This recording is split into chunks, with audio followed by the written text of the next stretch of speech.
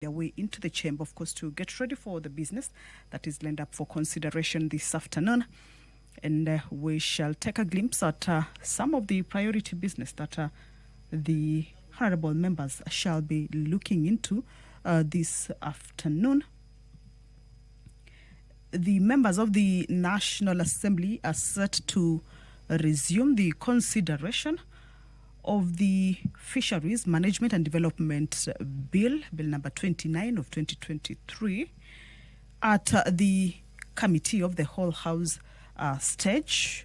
The consideration of this 211 clause bill already began. That is at the Committee of the Whole House stage, began on Tuesday, the 23rd of June, the year 2026, during the afternoon sitting. However, the business was not concluded.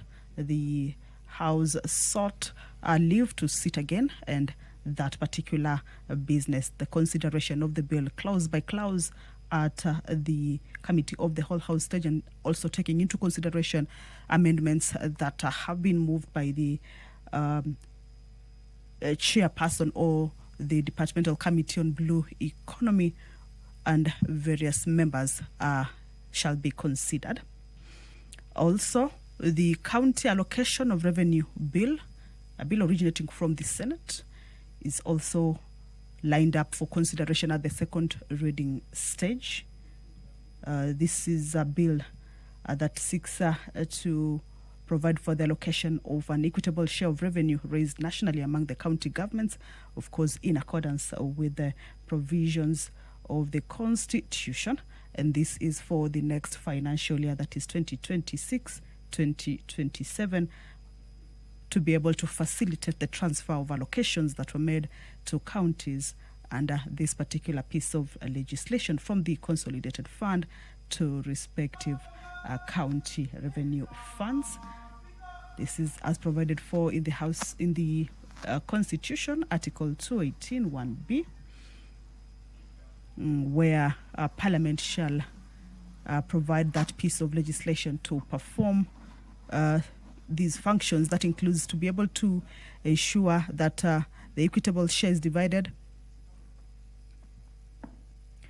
Honorable to all members, county governments among the Mr. 47 individual Speaker. counties, and also the distribution that is based on the revenue sharing formula as determined by the Senate every 5 years. Also, this afternoon, the members shall take into consideration a petition regarding the variation of boundaries for 3 specified forests. This is a petition that was made to Parliament by the Cabinet Secretary for Ministry of Environment, Climate Change and Forestry. Allow me to hand you over to this live broadcast brought to you by PBU in partnership with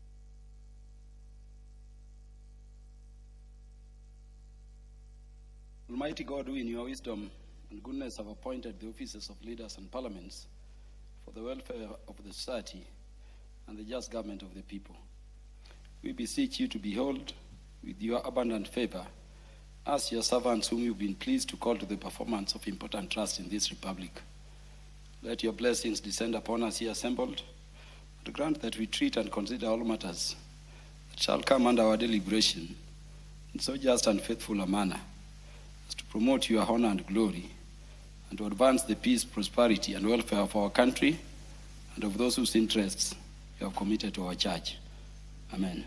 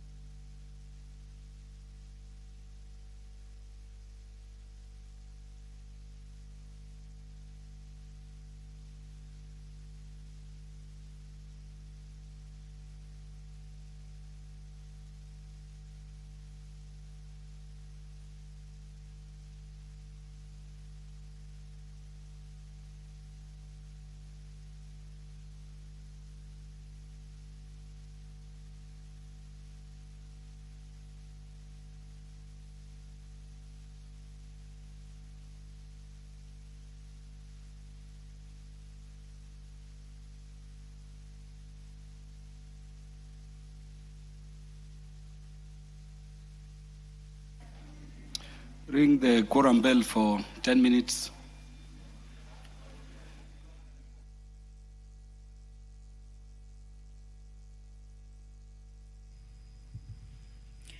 Well, Honorable Peter Kaluma, a member of the Speaker's panel and the fifth chairperson of committees, who is at the Speaker's chair now, or the Speaker's seat now, has directed that the quorum bell be rung for 10 minutes.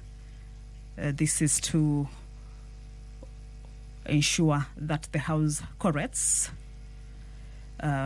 before it commences. There is a quorum hitch at the commencement of the House, and of course, as provided for in the House Standing Order number 34, that a quorum bell shall be rung for 10 minutes, of course, to give room to the members to be able to make their way into the House and enable the House attain that much needed quorum for the business or the House to be able to commence. As we wait for that, we shall continue to take a look at the business that they shall be transacting this afternoon. Earlier on, I indicated to you that the Fisheries Management and Development Bill will have its consideration continued or resumed at the Committee of the Whole. Also, the County Allocations of Revenue Bill coming up for second reading and also consideration at the Committee of the Whole. This afternoon, there is a motion that the Departmental Committee on Environment, Forestry and Mining, chaired by the Honorable Member for Mwala, Honorable Vincent Musau Musyoka, and vice chaired by the Honorable Member for Baringo South, Honorable Charles Cameron, will this afternoon move this particular motion for the consideration of a petition regarding variation of boundaries for 3 specified forests. And this is a petition that was presented by the Cabinet Secretary for Mining, the Ministry of Environment, Climate Change and Forestry, relating to variations of boundaries of 3 specified forests. They include the Turbo Forest, that is the Manzini area, the Mount Elgon Forest, that is the Chepiuk Phase 2 and Phase 3, and Kakamega Forest, that is Shiru, and Shaviringa settlement schemes that was laid on the table of the House the Wednesday, 24th.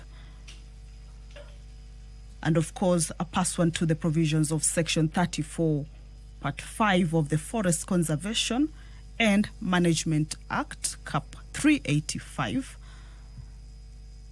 that the House approves the boundaries of Turbo Forest be varied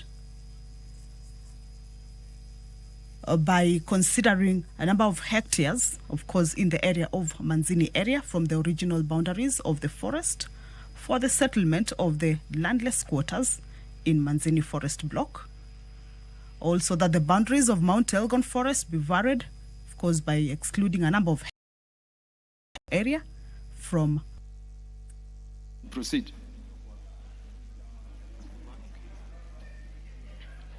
Order number 1, administration of oath. Order number 2, communication from the chair. Order, honorable members. Let those who are upstanding take the nearest seat. I have a communication to give.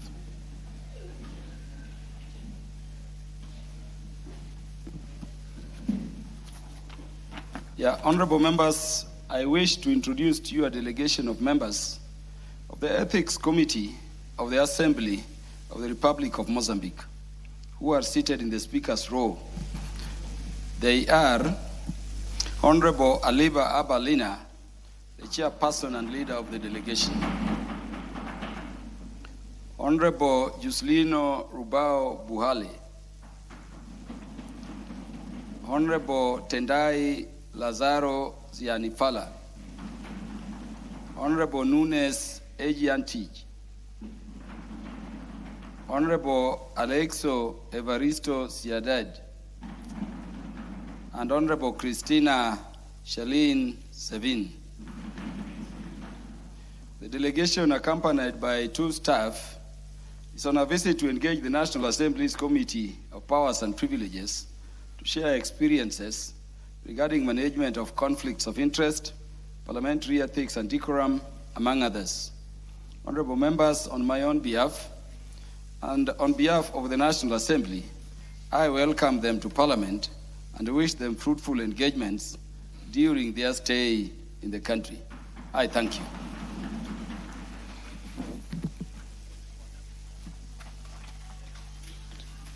Next order. Order number 3, messages. Order number 4, petitions. Order number 5, papers. Is the Leader of Majority? Honorable Speaker, thank you very much, Honorable Speaker, and I want to join you to welcome the distinguished guests from Mozambique. They come from a very lovely country, a beautiful, beautiful. I've been to Maputo and I loved the country. You are most welcome to the Parliament of Kenya. Thank you very much. I beg to lay the following papers on the table of the House today, Wednesday, 24th June 2026, in the afternoon sitting. 1.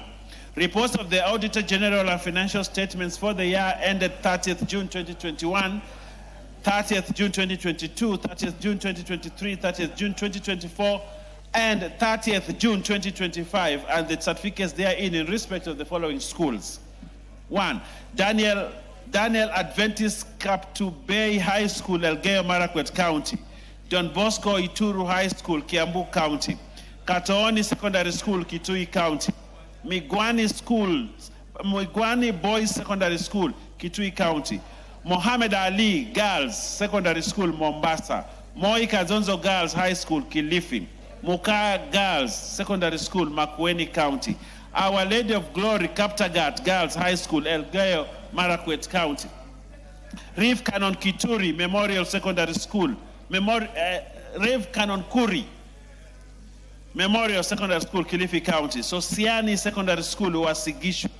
Tembeleo RCEA Secondary School, Wasigishu. Reports of the Auditor, 2.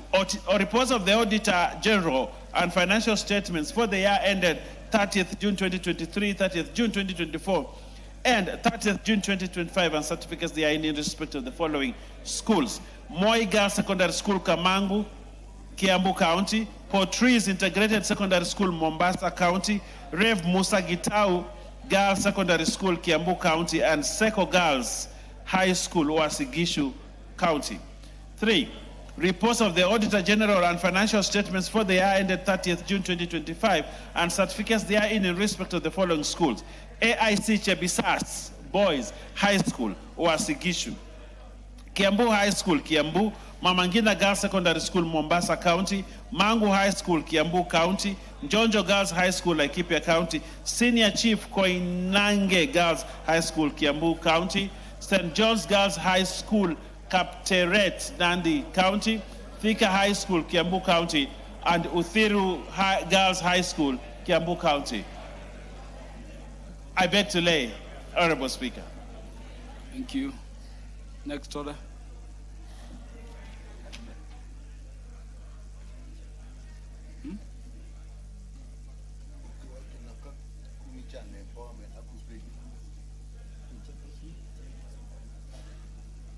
Yes. You have the chairperson, the Departmental Committee on Finance and National Planning.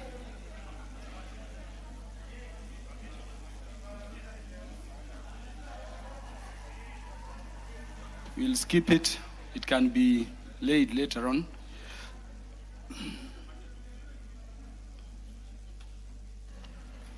Order number 6, notices of motion.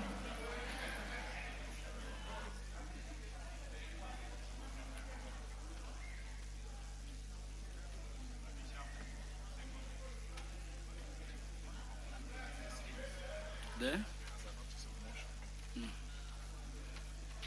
It has been approved.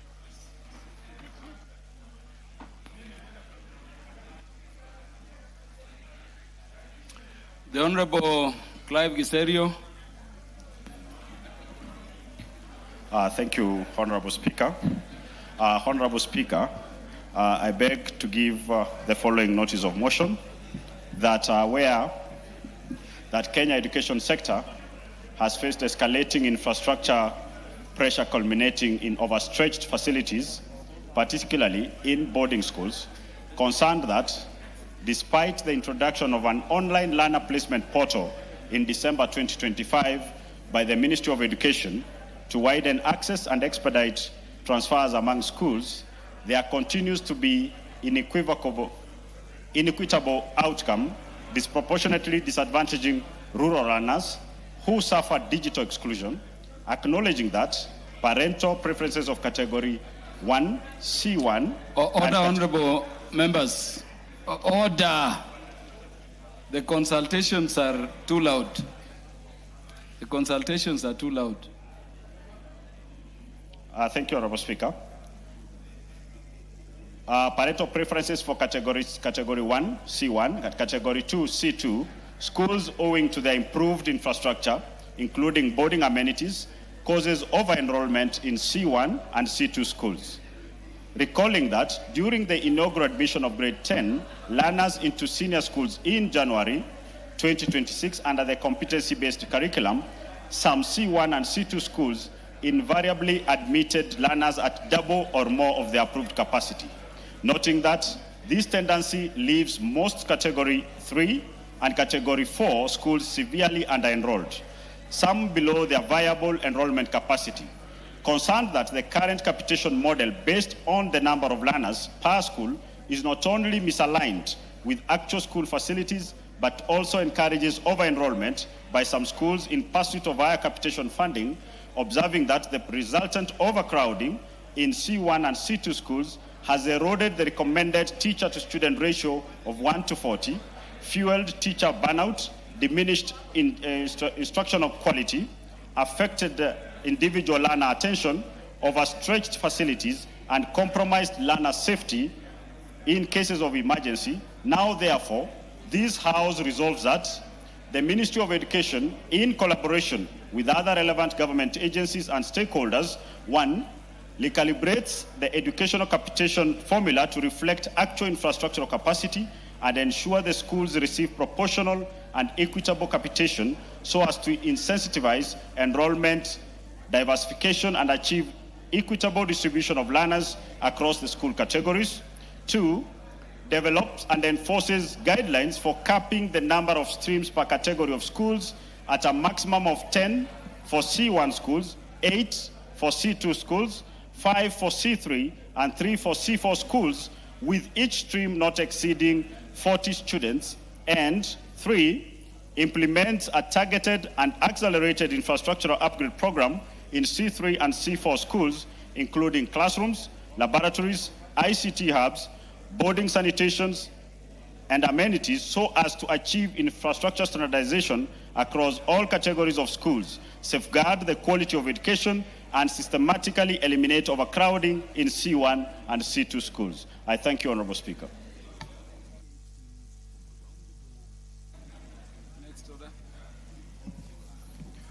Order number 7, questions and statements.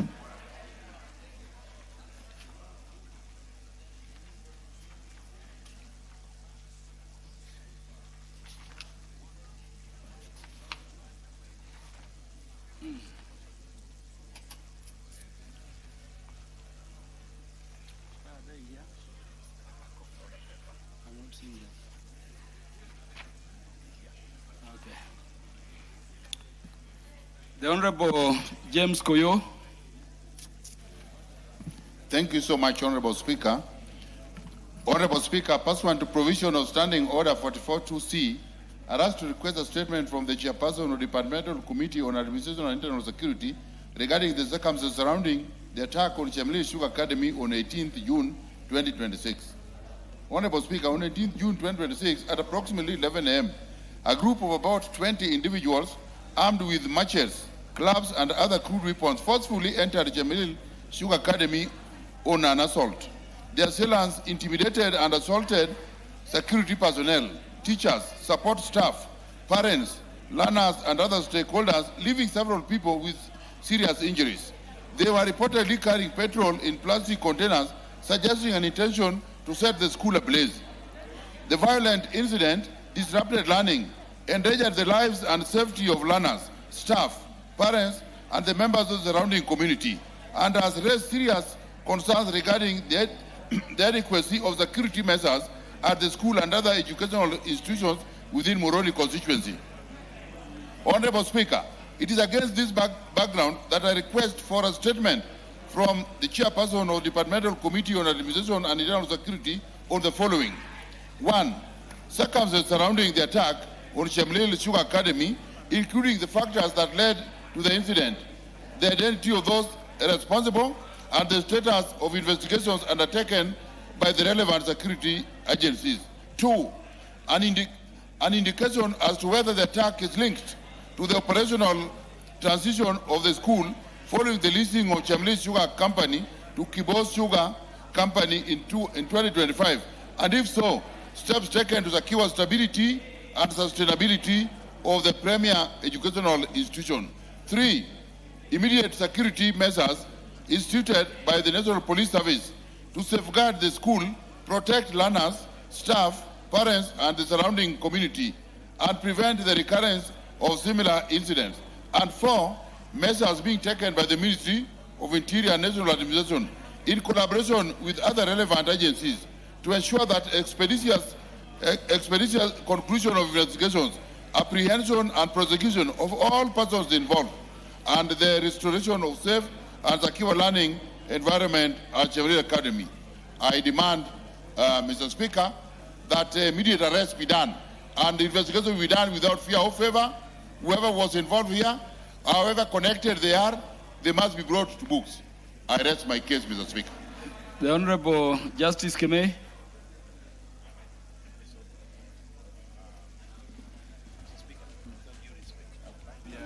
Yeah, thank you, Mr. Speaker, for the opportunity you've given me to comment on the request for statement by my good neighbor from Moroni constituency.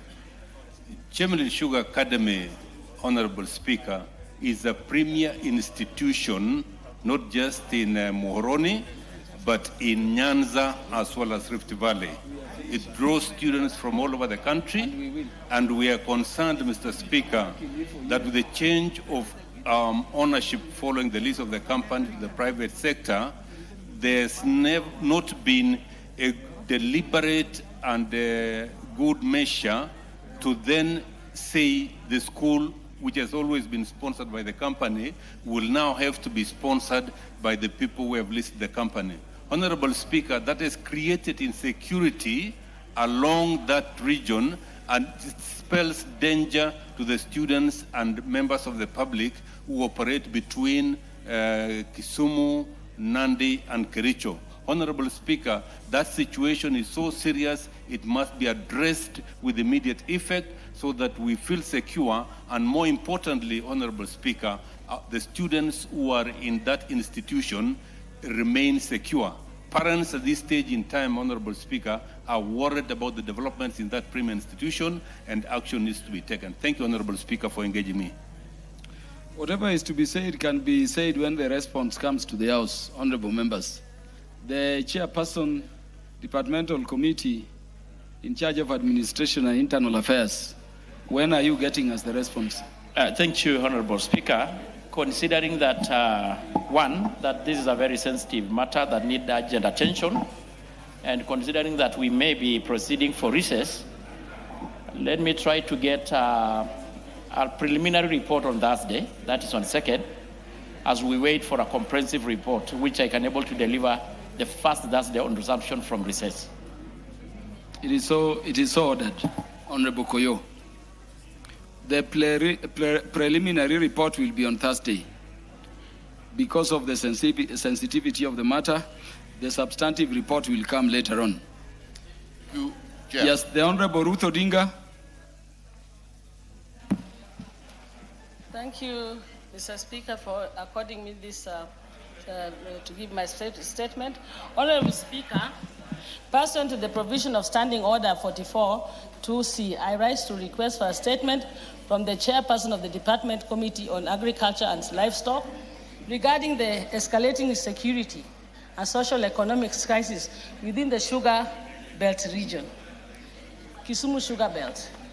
Honorable Speaker, on 18th of June 2026, Chairman Sugar Academy in Moroni sub-county was attacked by the armed gang of about 20 individuals, leaving several members of staff injured and learners in distress. This attack was not just an isolated incident, but a reflection of broader systemic issues affecting communities within the Kisumu Sugar Belt, particularly around Moroni, Chemelil, and Miwani sugar companies. Concerns have been raised regarding the management and operations of the sugar companies, including alleged violation of the Sugar Industry Transition Committee's guidelines by enforcing massive layoffs and prolonged delays in payment of terminal dues to former employees. For instance, workforce retention at Moroni Sugar Company is estimated to be 30 to 40%, which is below the 80% threshold, and outstanding terminal benefits across the mills have accumulated to approximately 8 billion. Further, trade unions are denied formal recognition, and salaries have been cut up to 60% for the remaining workforce.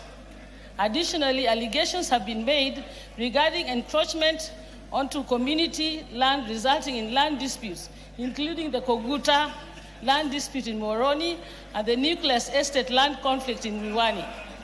Collectively, these challenges have contributed to heightened tension, economic hardship, and insecurity within these communities. Honorable Speaker, it's against this background that I request for a statement from the chairperson of the Departmental Committee on Agriculture and Livestock on the following. A, measures being taken by the Ministry of Agriculture and Livestock in collaboration with the Ministry of Interior and National Administration to guarantee security within the sugar belt, the Kisumu Sugar Belt, and providing psychological support to the staff and learners affected by the attacks, especially on Chemelil Sugar Academy. The measures taken, B, the measures taken to ensure Moroni, Chemelil, and Miwani sugar companies adhere to the 80% workforce retention framework and formally recognized trade union representation. C, plans by the government to settle the outstanding 8 billion in terminal dues owed to the former employees, including specific timelines for this. And D, finally, a report on the investigations into allegations of corporate encroachment, specifically the Koguta land dispute in Moroni and the Nucleus Estate conflict in Miwani. I would like this to be done because of insecurity, and as has been said by the Chair of Security, that there is a big crisis, and we need it sorted as soon as possible. Thank you, thank you, Honorable Speaker. Chair, Departmental Committee in charge of Agriculture and Livestock. Yes, Honorable John Mutunga. Honorable Speaker, we can bring the response in 2 weeks. I didn't get you. Hello, Honorable Speaker. Response to that statement will come in 2 weeks' time. 3 weeks? 2. In 2 weeks? In 2 weeks' time, yes.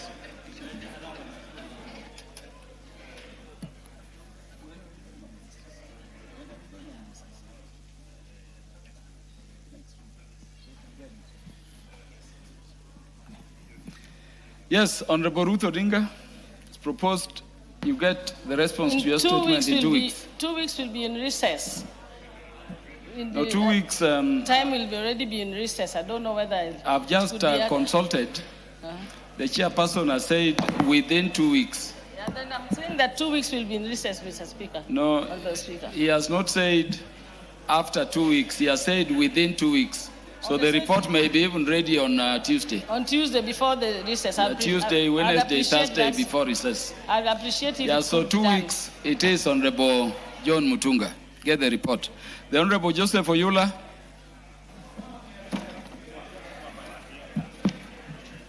Thank you, Honorable Speaker, for giving me this opportunity to request for a statement regarding the state of emergency and trauma care services in Busia County.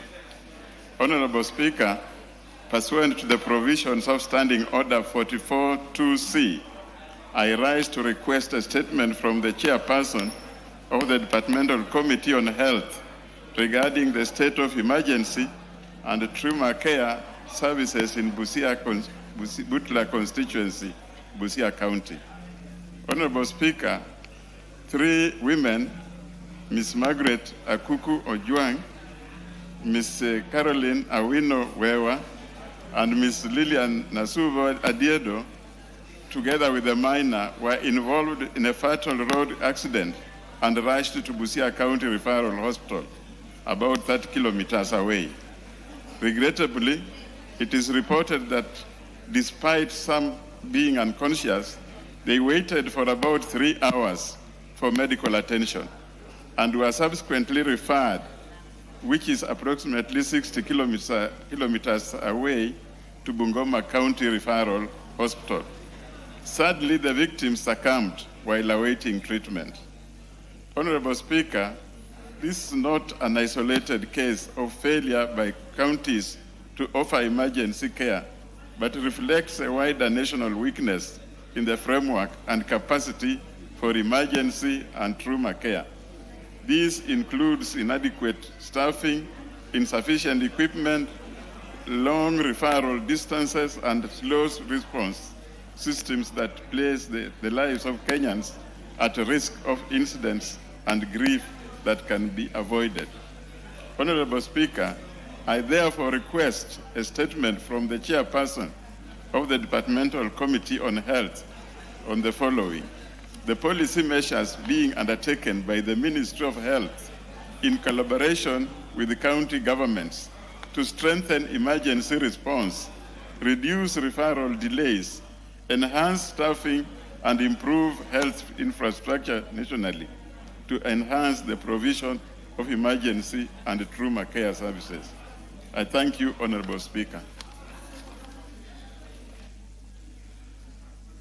The chairperson, Departmental Committee in charge of Health. Thank you, Mr. Speaker. We'll be able to get a report within the first week and we come back from recess.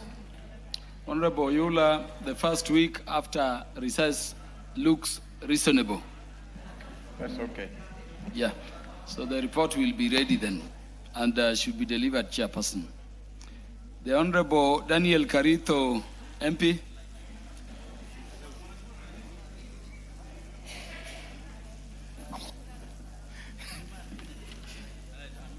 Thank you, Mr. Speaker. A request for assessment regarding the establishment of public mental health facilities across the country. Honorable Speaker, pursuant to the provisions of Standing Order 442C, I rise to request for a statement from the chairperson of the Departmental Committee on Health regarding the establishment of public mental health facilities across the country. Honorable Speaker, mental health has become one of the most pressing public health concerns in Kenya, with an increasing number of Kenyans, particularly young people, battling depression, anxiety, substance use disorders, and other mental health conditions. Despite the growing demand for the mental health care services across access to the specialized mental health facilities are privately owned, making mental health care unaffordable for many Kenyans due to the high cost of consultation, admission, medication, and rehabilitation services consecutively. Many persons living with mental illness either delay seeking treatment or go without care altogether, exposing them to worsening health conditions, stigma, loss of livelihoods, and in some cases, preventable deaths. Honorable Speaker, Section 73 of the Health Act, Chapter 241, requires the establishment and management of mental hospital with sufficient capacity to serve all parts of the country, as both the national and the county at both the national and the county levels. Additionally, the Mental Health Act, Cap 248, expressively provide for the establishment of mental health units operated and managed by both the national and the county governments. It also requires designated level 3, 4, 5, and 6 public health facilities with mental health units to provide both inpatient and outpatient mental health services.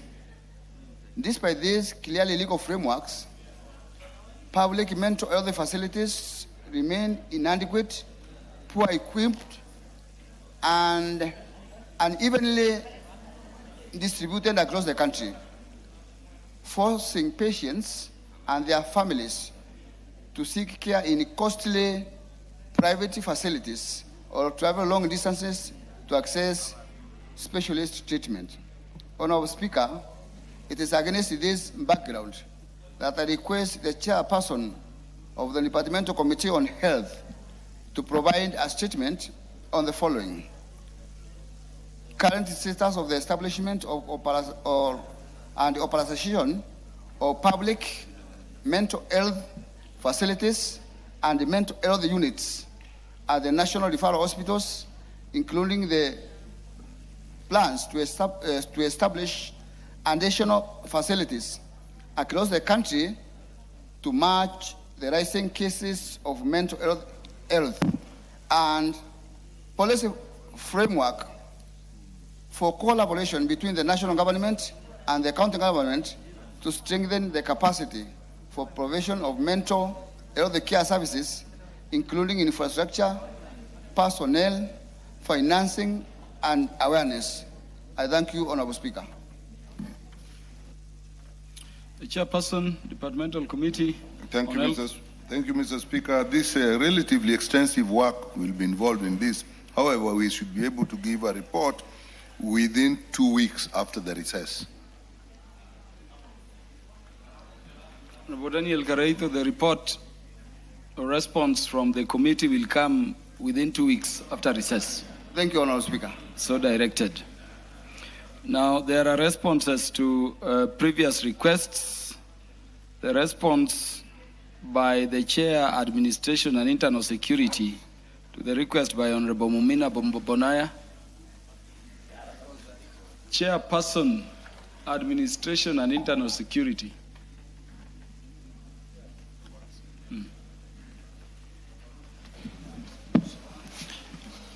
Thank you very much, Honorable Speaker.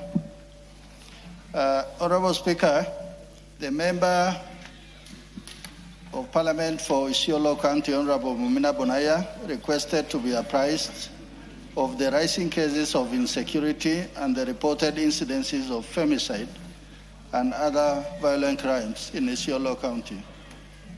The Honorable Member particularly sought to be informed, 1, on the status of investigation into the murder of Linda Nasi Acheng, Ms. Wendy Kendi, Ms. Hawo Kabir Omar, and Zulfa Gola Gimbe.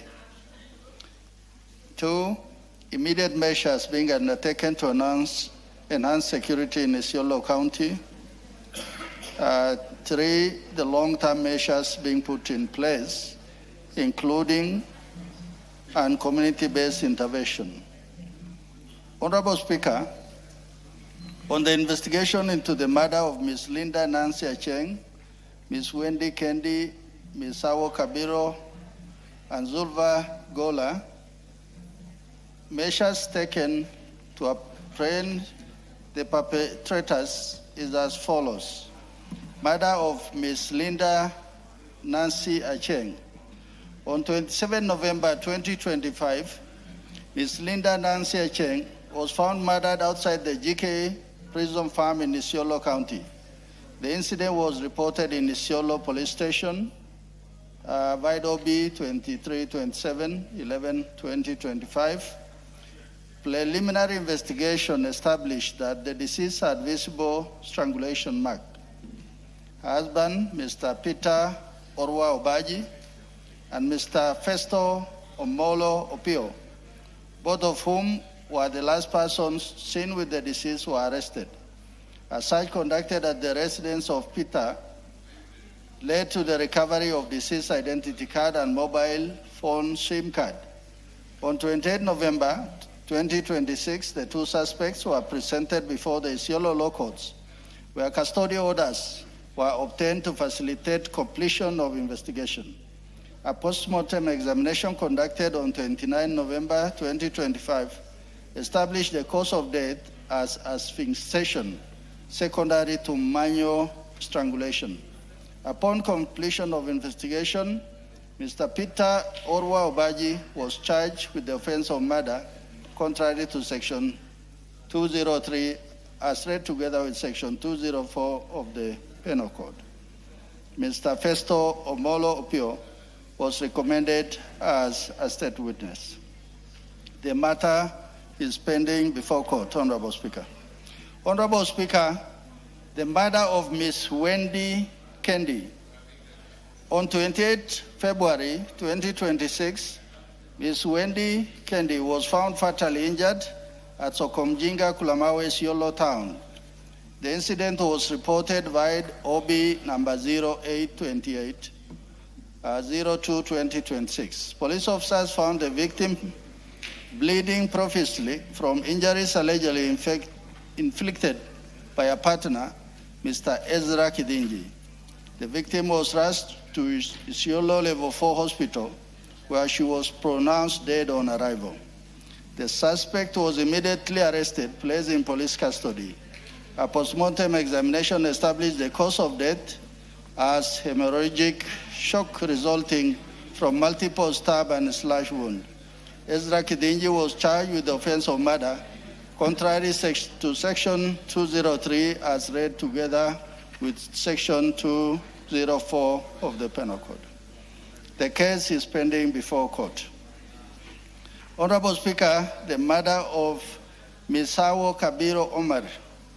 On 3rd April 2026, Misawo Kabiro Omar, age 75, was found murdered near the GK prison farm in Isiolo town. The matter was reported to Isiolo police station. Investigation established that the deceased had been grazing goats when she was attacked by two individuals who subsequently stole her livestock. The deceased sustained severe head injuries and fracture.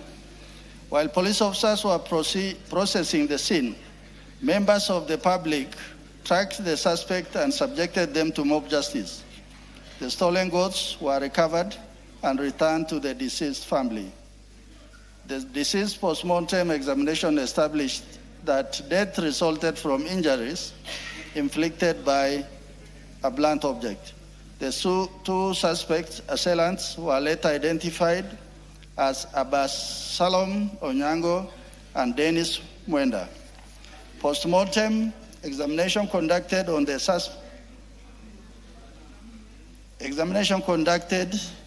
the victim established that she died from injuries sustained.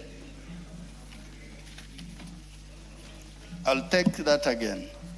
Examination conducted on the suspects established that they died from injuries sustained during the mob attack. Investigation into the circumstances surrounding the murder of the deceased and the subsequent deaths of the suspect remain ongoing under DCI Isiolo under inquiry. Honorable Speaker, murder of minor Zulva Gola Gimbe. On 7th April 2026, the body of 6-year-old Zulva Gola Gimbe, who had been reported missing on 5th April 2026, was discovered in Rapsu, Isiolo County. Police investigation established that the child had left home for madrasa classes but failed to return. Following an extensive search, her body was discovered in a decomposing state on a farm within the Rapsu irrigation scheme. Postmortem examination established the cause of death as asphyxia secondary to manual strangulation. The Sub-County Criminal Investigation Office in Garbatula commenced investigation and has recorded statements from several persons of interest. However, investigation have yet to yield sufficient evidence. immediate measures being undertaken to enhance security in Isiolo County.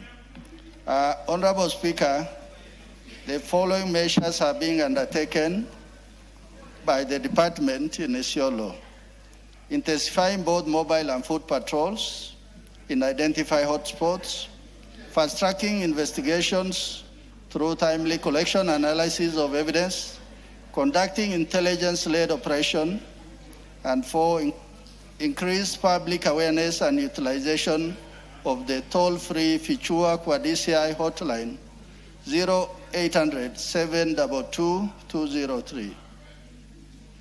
The long-term measures being put in place, including and community-based intervention. Honorable Speaker, the following measures are being undertaken: ongoing multi-agency intelligence-driven operation at dismantling criminal networks. 2, continued voluntary and enforcement-based disarmament exercise. 3, expansion and modernization of forensic laboratory capabilities at the DCI. 4, strengthening community policing committees to promote collaboration. 4, regular county security and intelligence committee meetings. The ministry remains deeply concerned by the loss of lives resulting from these heinous crimes and extend its condolences to the affected families. Thank you, Honorable Speaker. Honorable Kipchumba Murkomen, EGH, Cabinet Secretary for Interior and National Administration. Honorable Speaker, I beg to submit. Thank you. Let me intervene in the proceedings to welcome the following schools and students in the public gallery to the House. We have in the public gallery Bicham School from Kajiado East, Kajiado County, Ndimu School from Bahati constituency, Nakuru County, Still One Rice from Ruaraka constituency, Nairobi County, Shalom Academy, Bomet Central, Bomet County, and university students from Uriri constituency, Migori County. They are all welcome to the National Assembly to observe the proceedings. The Honorable Mumina Bonaya. Thank you, Chair, Speaker, for the opportunity. Honorable Speaker, I wish to thank Chair Internal Security for the response, but I want to be specific on the cases that I presented in terms of the satisfactory answers that I've received.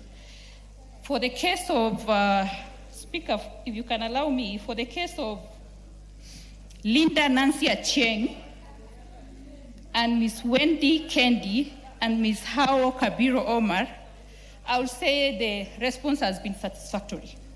However, Chair, for the case of the young girl, the 6-year-old girl, Zulva Golo Gimbe, I am disappointed with the response because there are things that we know, there are things that communities know that has not really helped in terms of arresting the suspect. For example, Speaker, the suspect of this case, the man who raped the 6-year-old girl and killed her, I'm sad to tell you, escaped. He escaped using the car, the vehicle of the OCS who came to investigate the matter. But in the report, in the response here, we are being told they could not make any progress. Yet the suspect disappeared using the vehicle of the government vehicle. The OCS is the one who helped them escape, pretending not to know who the suspect is. So for me, I feel there are gaps there. You can't just show up in a place where an innocent girl who was out to attend madrasa classes was raped by someone, and the only effort that the OCS and the team made is to show up there and rescue people who are apparently to be suspect because there is a pending or a looming mob justice by the community. So who will defend this young girl? So for me, I feel that investigation needs to happen again. And I'm not happy with how they've handled the evidence. They didn't collect the evidence, they didn't analyze the evidence, they didn't do much. The only thing they did showing up there was to help the suspect escape. So on this matter, I still want to be, I want a satisfactory answer. That is my request. Honorable Didoras.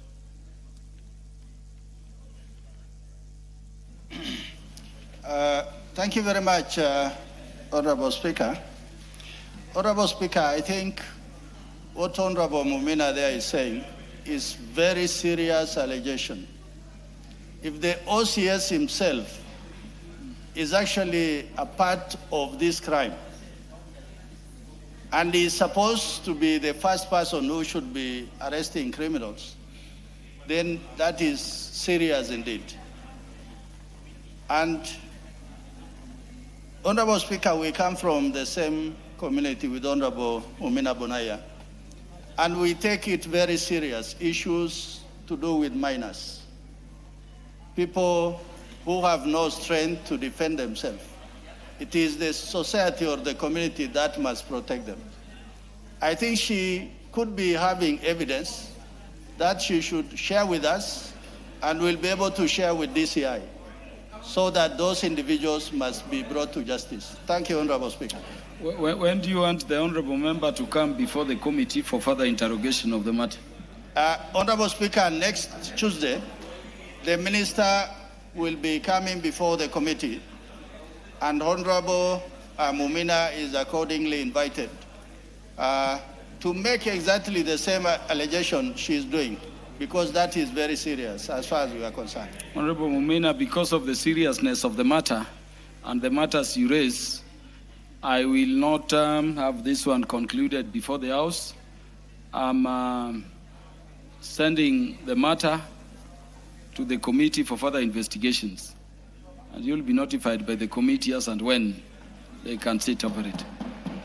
Thank you, Speaker. Yes. Speaker, just to add to what I shared earlier, on this case, the only people who have been interrogated so far on this matter are the family members of the young girl. Nobody else. That alone tells us that there is no seriousness on this case that is required. Yes, so you know the limitations of these responses, us being a presidential system. It's the reason I'm using my discretion to remit the matter to the committee for in-depth interrogation, and do attend and give the information you have so that we do justice to those Kenyans affected by the subject matter. The Honorable Irene Mayaka, the response from the Chairperson, Agriculture and Livestock.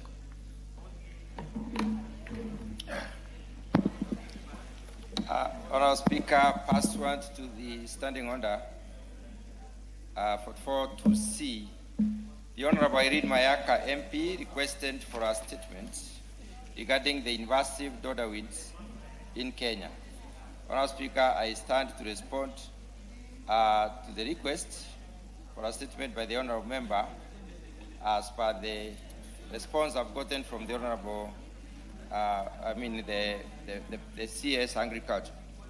Honourable Speaker, specifically, the Honourable Member wanted to know the immediate intervention that the Ministry of Agriculture has put in place to contain the spread of dodder weed, including the availability and approval of effective means of control, methods for affected farmers in Kenya. She also sought to know the measures undertaken to sensitize farmers and the general public on identification, prevention, and management of dodder weeds infestation, particularly in hotspot areas. And finally, she also sought to know the budgetary allocation that the ministry has made to Carefree, Cairo, and other relevant institutions for nationwide mapping of dodder winds infestation, identification of hotspot areas, research on sustainable control measures, and implementation of urgent interventions. Honourable Speaker, the Cabinet Secretary for Agriculture and Livestock Development responded as follows to the issues raised in the statement. The spread of invasive winds has intensified due to climate change, rising global temperatures, and increased global movements. This has negatively affected food security and the livelihoods of millions of smallholder farmers. Dodder weed is a group of invasive parasitic weeds found in many regions across the world. These weeds attack a wide variety of plants and can lead to significant economic losses. Honourable Speaker, in Kenya, the weed is spreading rapidly and has already been reported in about 12 counties, mainly in the eastern Kenya, western and the Rift Valley regions.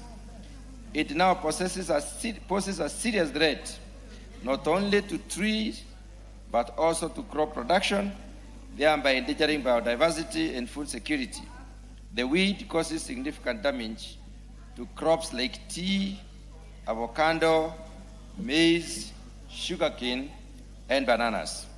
On avocado, Honourable Speaker, the weed has been observed in Murang'a, Nyamira, Bomet, Bungoma, Busia, Embu, Kakamega, Kajiado, Kiambu, Kirinyaga, Nakuru, Nandi, and Nyeri counties.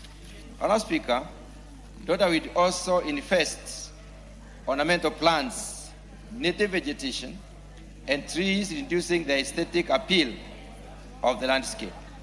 As dodder plant grows, they repeatedly attach themselves to the host plant, forming a dense network of intertwined stems that can completely cover a tree or a shrub with their thick yellow to gold, orange or green vines, and eventually kill the hosts. Dodder weeds are highly prolific seed producers, with each plant capable of generating several thousands of seeds in a single season. Honourable Speaker, while only about 5% of these seeds germinate the following year, the rest can remain dormant in the soil and stay viable for more than 20 years. Dodder seeds are mainly spread from host plant to host plant by vectors such as birds, animals, and humans during pruning, composting of infected material, improper disposal of infested plants material, movement of infected soil and equipment. Dodder seeds germinate or at close to the soil surface, typically without influence from the host plant. The emerging seedlings produces a slender twining stem that wraps itself around any nearby object or plant. Honourable Speaker, I now move to the specific concerns raised by the honourable member. First of all, she wanted to know the immediate interventions that the Ministry of Agriculture has put in place to contain the spread of dodder weed, including availability and approval of effective means of control methods for the affected farmers in Kenya. The ministry has put in place the following interventions to contain the spread of dodder weeds. A multidisciplinary technical committee has been established to address issues of invasive pests and weeds. The committee has developed migratory and invasive pest and weed management strategy 2022-2027. The strategy is domiciled in Plant Protection and Food Safety Directorate within the State Department for Agriculture and Research. The strategy mission is to establish a system to support effective and efficient management of migratory and invasive pests and weeds for enhanced food and nutrition security in Kenya. The multidisciplinary technical committee, Honourable Speaker, members that were involved during the strategy development where Kenya Agriculture and Livestock Research Organization, or KARO, International Center for Insect Physiology and Ecology, ICIPE, International Maize and Wheat Improvement Center, which is CIMIT, regulatory agencies, Kenya Plant Health Inspectorate Service, Pest Control Products Board, universities, the University of Nairobi in this case, Kenyatta University, and private sector, who include the Agrochemical Association of Kenya, Real Integrated Pest Management, or IAPM, State Department for Agriculture Plant Protection Unit, county governments, NGOs like Center for Agriculture and Bioscience International, KBC, among others. Kenya Agriculture and Livestock Research Organization, or KARO, in collaboration with the National Agricultural Value Chain Development Project called NAFCDP, have developed an integrated management of the invasive species of dodderwings, Cascuta on avocado. Honourable Speaker, Kenya Forestry Research Institute, or KEFRI, has developed guidelines for dodderweed management in Kenya. The purpose of these guidelines is to provide information and build capacity to farmers, landowners, tree growers, foresters, and other stakeholders on available strategies for management of dodderweeds in order to control spread of the weed. The second issue that the honourable member sought to know, Honourable Speaker, is the measures undertaken to sensitize farmers and general public on identification, prevention, and management of dodder infestation, particularly in hotspot areas. And the ministry responds as follows. The government, through the National Agricultural Value Chain Development Project, or NAFCDP, supports awareness creation and trains farmers involved in the avocado value chain across the major avocado producing counties in Kenya. The project counties for the avocado are Bomet, Bungoma, Embu, Kakamega, Kiambu, Kericho, Kirinyaga, Kisii, Machakos, Meru, Murang'a, Nandi, Narok, Nyambira, Nyeri, Uasin Gishu, and Vihiga. And Honourable Speaker, realize these counties also map very closely to the targeted strategic, prevention or control counties. In the integrated management of invasive species guidelines on dodderweed in avocado has been distributed to small-scale farmers in the avocado value chain to serve as a technical guideline for managing the invasive weed. Dodder can only be effectively controlled using an integrated management approach, as no single method has been proven to adequately manage the weed on its own. The integrated approach combines preventive, cultural, mechanical, and chemical methods that farmers and the general public use to manage dodder weeds.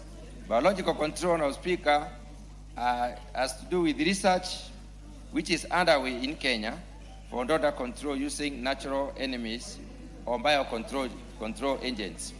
The third issue that the honourable member sought to know is the budgetary allocation that the ministry has made to KEFRI and KARO and other relevant institutions for national-wide mapping of dodder infestation, identification and hotspot areas, research on sustainable control measures, and implementation of urgent interventions. The ministry responds as follows.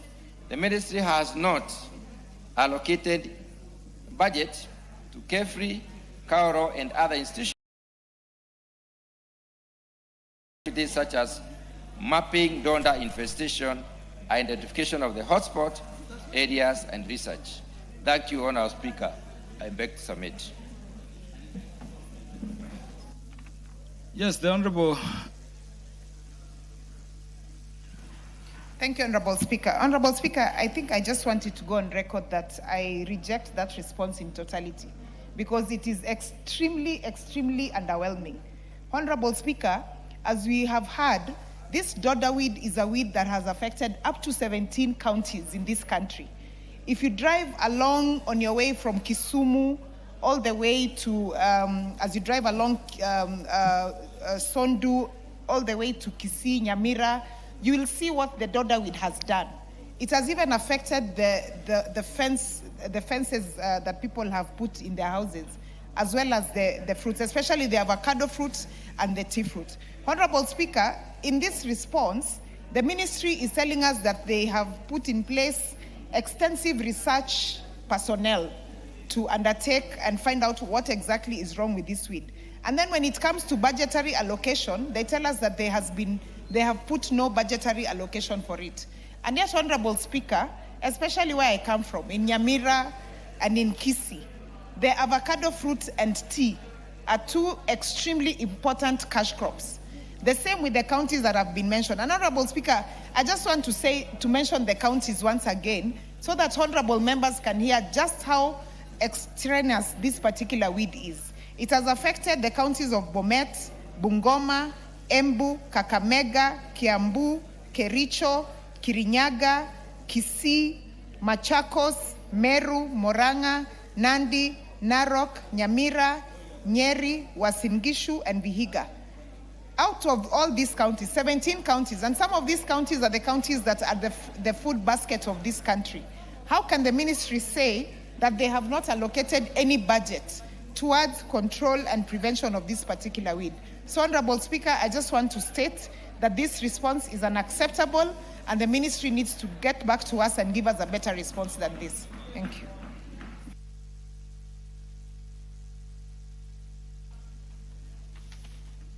Honorable Doris Donya.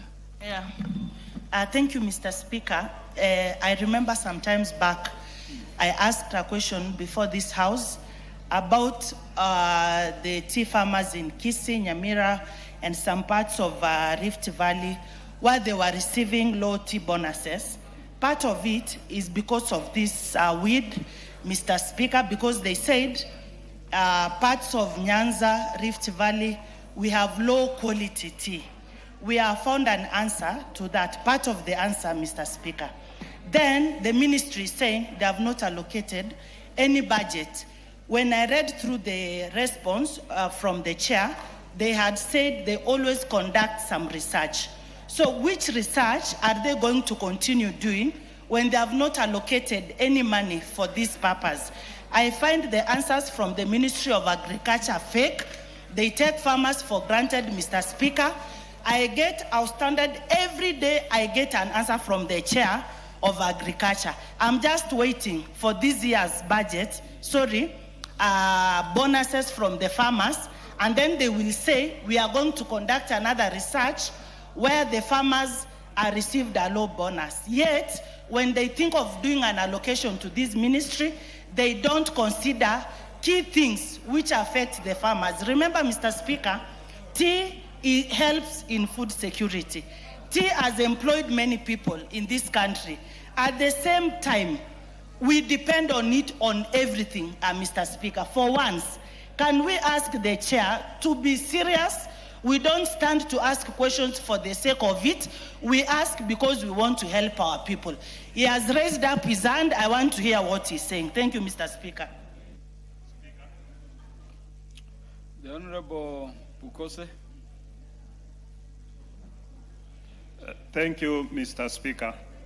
Mr. Speaker, I want to ask the chair to clarify whether daughter, which is also called cascata, this parasitic weed which the honorable member has raised, whether it has any beneficial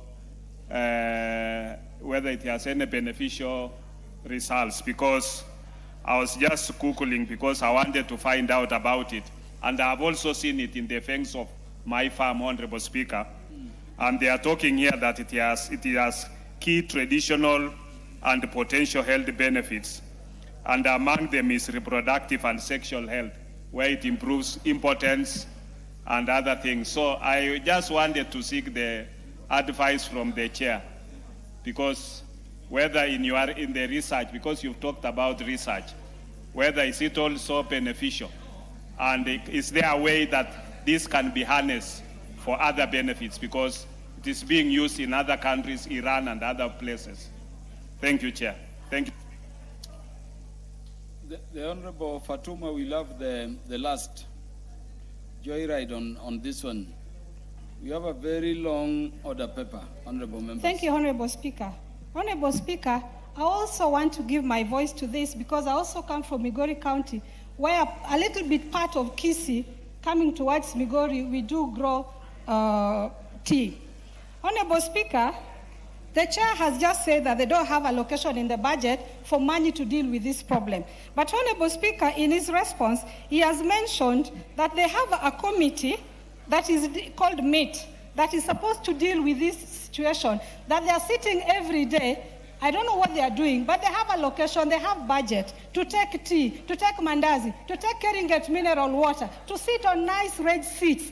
Honorable Speaker, they are paid to sit. They have a budget for that, but they don't have a budget to do what is necessary on the ground. So why don't they disband this organization that they call a committee? And if I may read for you, Honorable Speaker, it's a very large committee. It comprises of Kenya Agriculture Livestock Organization, International Center of Insect Psychology and Ecology, International Maize Wheat Improvement Center, I don't know what, international, sitting to drink tea and do nothing. So, Honorable Speaker, I beg the chair, please, I am sorry to say this, but in your smile, you should really be ashamed of this response. Because in your area, they grow tea, they grow coffee. How do you bring such a statement into this house, even avocado, and convince us that there's no money in the budget? Where were you when they were doing the budget? Because where you sit in your village, this problem is there. Where were you when the budget was being done as a member of parliament? In your committee, you have 15 members. I am sure in this country where they come from, they grow tea, they grow avocado, they grow everything that is being affected here. Where were they? Sorry to say, but shame on them. Honorable Fatma, you cannot, speak in that manner against members when you have no substantive motion. So we withdraw the shame on them. More so as a chair of a committee yourself. Honorable Speaker, yes, I withdraw. But Honorable Speaker, you will find that there were Munyoros who are against the budget who decided not to sit when this issue was being discussed. So once again, not shame on you, but I'm sorry for your ignorance. Now, is that parliamentary? Yeah, your regret for the ignorance of any member is acceptable. So long as you, don't withdraw. That one I'm told is parliamentary. The Honorable John Mutunga, your response, or the response coming from the ministry is not sufficient. Honourable Speaker, I first of all would like to address my colleagues on the content of this response. Honourable Speaker, it is extremely wrong for Honourable Mayaka to rise and pick the list that is targeted at control as the one that is affected. Yet the report is here with her. Honourable Speaker, I refer to the point number 2, the first paragraph. She has read the counties that are targeted by the NAF CDP, or what we are calling the National Agricultural Value Chain Development Project. Those are the ones, the counties that are targeted by this particular project for control, not the affected. So that is the wrong premise. Honourable Speaker, on the other hand, I would like to respond to the Honourable Donya. Honourable John Donya likes speaking to the gallery.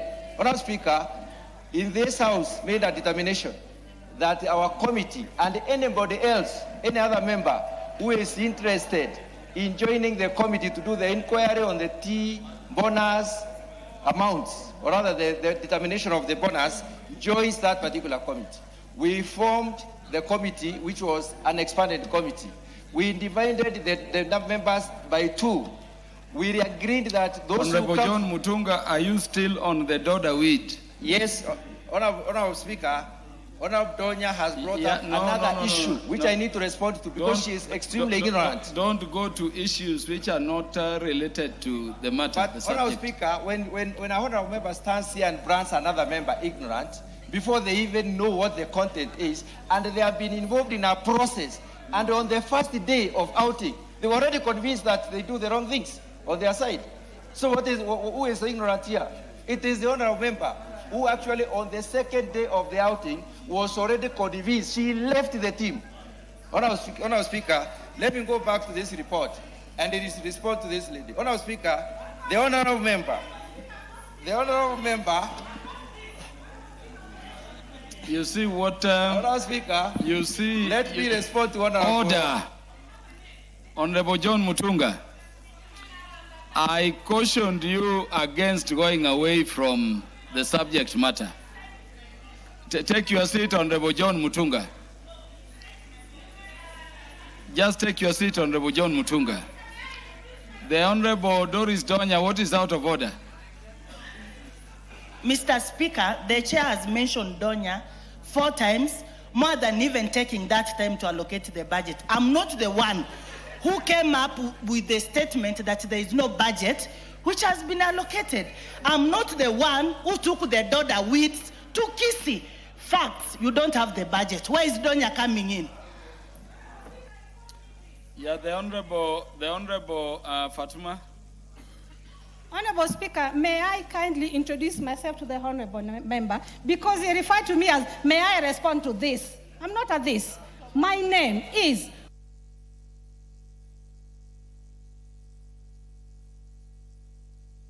CBS. I am a first timer who is a CBS and I am a woman.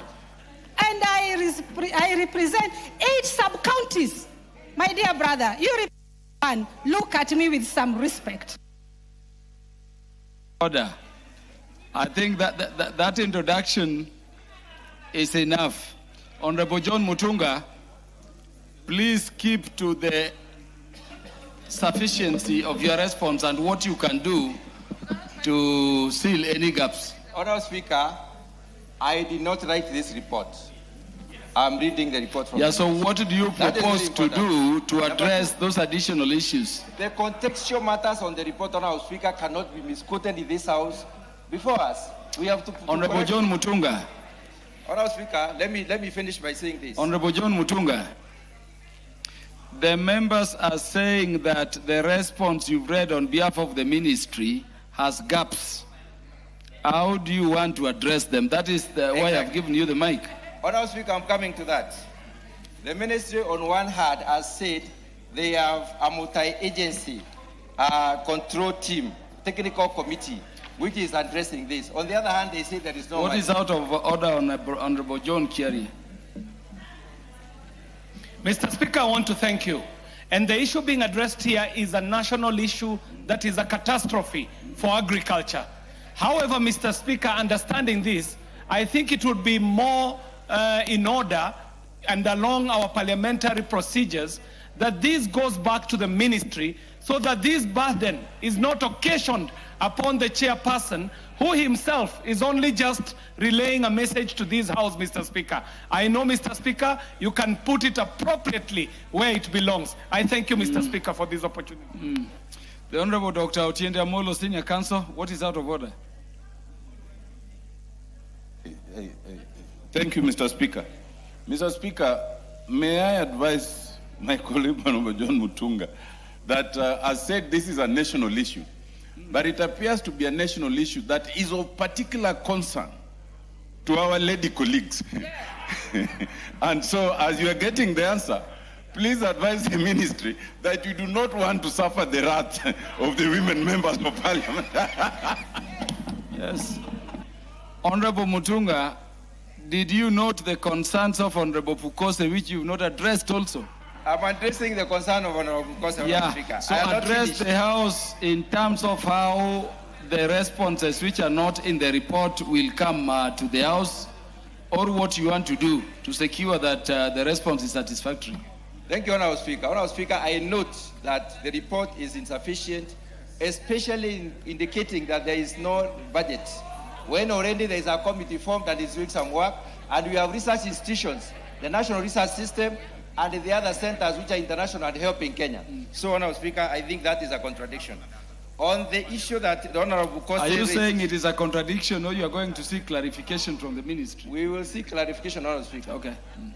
Honorable Speaker, on the issue that the Honorable Kosse raised, Donda wheat is also called Coscuta, Honorable Speaker. And Coscuta, Honorable Speaker, is important because it is used in the medical, for production of highly valued medical products like antioxidants, anti-inflammatory, and hepatoprotective properties. Honorable Speaker, what I'm trying to say here is that it is also useful, and that is why we are conducting research. Honorable Speaker, research is not just about finding whether they are weeds or not. Research is finding whether these weeds are useful and whether they can be commercialized.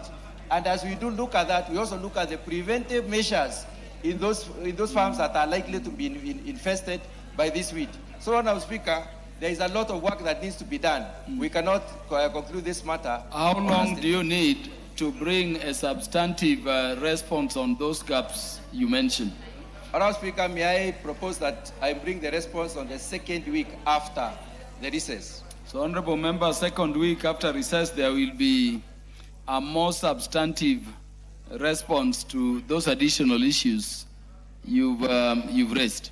Speaker, Honorable Speaker, there is an issue that an honorable member in this House indicated that we do not know how to allocate budget. Honorable Speaker, I would like to address that as the chair of the committee. Honorable John Mutunga, I took note of that. It is a non-issue. It's a non-issue.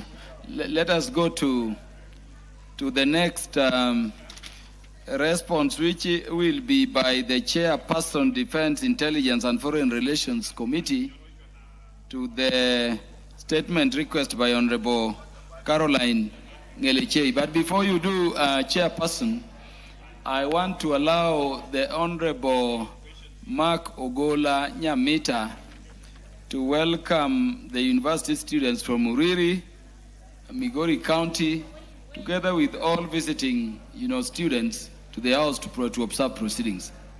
Thank you, Chair. You'll allow me to break procedure a bit, Chair, on that issue, even as Mutunga goes to seek further engagement with the Ministry on Agriculture. Mr. Speaker, Dr. Pukose is just not a member of this House. He's a medical doctor. And I understand the concerns of the ladies, especially when Pukose says the particular weed can cause impotence in men. And you can see how our women colleagues are very concerned about this. So I want to urge, Mr. Speaker, that Honorable Pukose be given time. Honorable Mark Nyamita. Thank you, Mr. Speaker. The weed was not causing impotence. That's what that was. The weed, according to Dr. Pukose, is treating impotence. Oh, okay. So the excitement of the female members could be more positive than on the negative side. Oh, in that case, then they need to give feedback very quickly so that we can allay the fears of our female colleagues, Honorable Speaker. Mr. Speaker, let me take this opportunity to welcome a group of university students. Some of them are graduates in agriculture and they might help in that particular research. To this particular House, I am indeed honored that they are here. Mr. Speaker, as you might be aware, in this coming election of next year, I will not be seeking votes to come back here, but to go to a higher seat. So I did invite the young men, some of them who have graduated and some who are still in school, to come and see where I sit, because maybe one of them might be here the next time, Mr. Speaker. And also for them to witness that members of parliament here, do a great job. So I take this opportunity to welcome all the students and those who are in school and those who are not there. Karibuni sana to the 13th parliament. Thank you. Thank you very much, Mr. Speaker.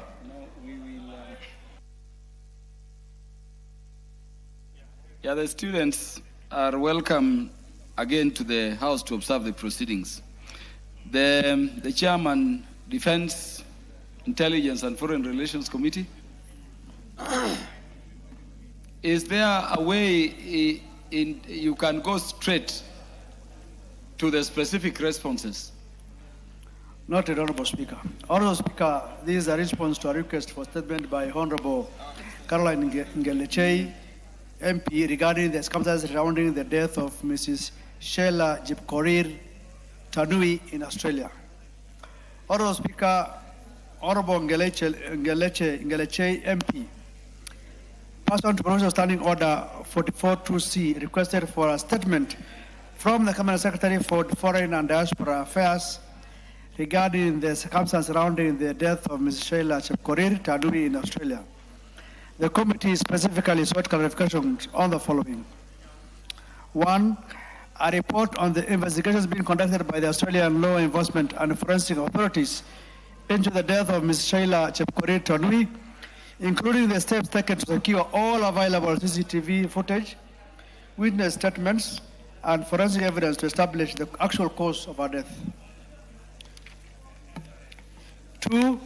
The measure has been taken by the Government of Kenya to engage Australian authorities to ensure a thorough and transparent investigation into the circumstances surrounding the death of Ms. Sheila Chepkorir Tadui and to guarantee the family's access to all relevant findings and evidence. And 3, the support and consular assistance being extended to the family by the Kenyan High Commission Australia, including measures to facilitate the dignified repatriation of Ms. Tanui's remains and the provision of appropriate support to the family. Honorable Speaker, on the investigation being conducted by Australian law enforcement and forensic authorities into the death of Ms. Sheila Chepkorir, the Ministry of Foreign and Diaspora Affairs states that the Government of Kenya, through the Kenya High Commission in Australia, has maintained close contact with the relevant Australian authorities since being notified of the incident. The Ministry further states that the matter was reported to the Day Street Police Station in Sydney, New South Wales, immediately following the incident. Investigations commenced thereafter under the competent Australian law enforcement authorities, led by the Australian police officers who visited the scene and initiated the investigation. The Ministry has been informed by the Kenyan High Commission in Australia that investigations remain ongoing and that the Coroner's Office is yet to finalize and release his official report. The Australian authorities have assured the Kenyan High Commission that all relevant investigation procedures are being undertaken in accordance with the Australian law, including collection and examination of relevant forensic evidence, retrieval and examination of available CCTV footage, recording and assessment of witness statements, and analysis of all relevant information necessary to establish the circumstances and cause of death. Honorable Speaker, all the measures being undertaken by the Government of Kenya to engage Australian authorities and ensure a thorough and transparent investigation, the Ministry states that the Kenya High Commission in Canberra has maintained continuous engagement with the New South Wales Police Force and other relevant Australian authorities regarding the progress of investigation. The Ministry further states that the Ministry, through the State Department for Diaspora Affairs and the Kenyan High Commission, continues to monitor the developments and follow up with the relevant authorities to ensure that the family receives timely updates regarding the progress of investigation. Honorable Speaker, on the support and consular assistance being extended to the family, the Ministry states that the Government of Kenya remains committed to supporting the family during this difficult time. Key interventions undertaken include maintaining regular communication with the family and keeping them informed of verified developments concerning the case and issuing a support letter to facilitate the visa processing for the deceased brother to travel to Australia and assist the family during this difficult period, and providing counseling and psychological support services to the family members through the State Department of Diaspora Affairs. I submit and thank you, Honorable Speaker.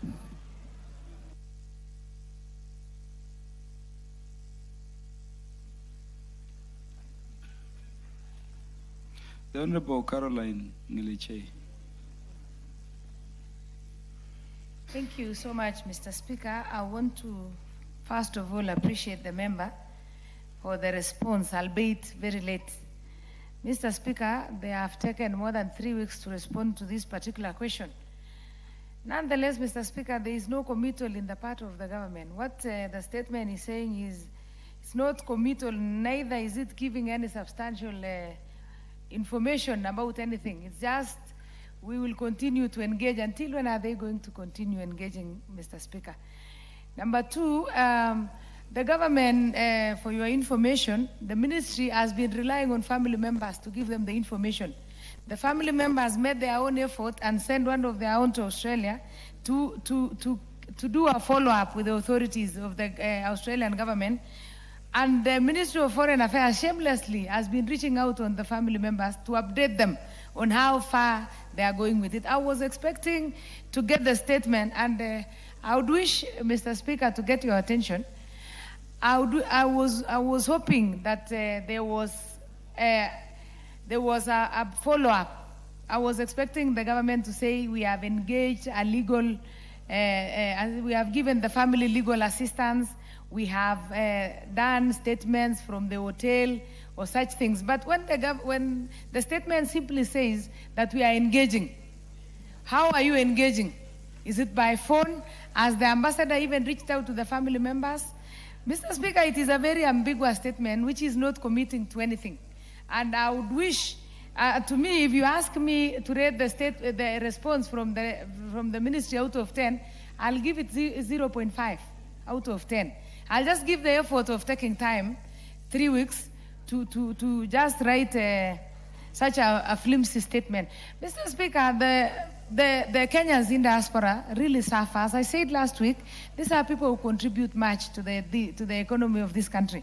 Whenever they face challenges outside there, Mr. Speaker, the government should also give them special attention, and they should know that these are people who are far away. I'm made to understand that the hotel, Mr. Speaker, is a 5-star hotel where the lady who had just worked for 2 weeks.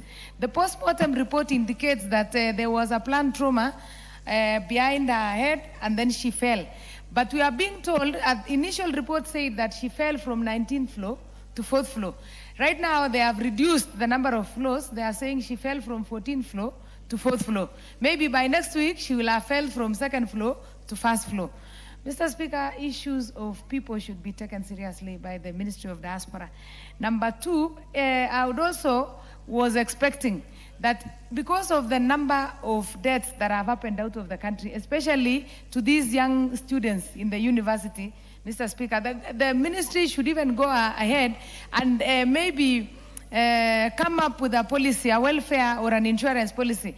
You know, this girl was just in Australia for 6 weeks. She worked for 2 weeks, and then she had been, the parents had contributed a lot of money for her to go to university because she was going there to do a master's program. Now they had to do another fundraiser. They did about 3 or 4 fundraisers to repatriate her body back to the country after suffering the loss of having paid the school fees, the air ticket, and now to repatriate the body back. I think, Mr. Speaker, I'll still need, I know the cabinet secretary, the prime cabinet secretary had been away with the president, and maybe this report was just developed because of the pressure from this house. I just need another new report when we come back from recess, a comprehensive one that will be indicating how far that the investigations are, what the Kenyan mission in Australia is doing, and also the report from the authorities and the investigators in Australia. I thank you, Mr. Speaker. Chairperson.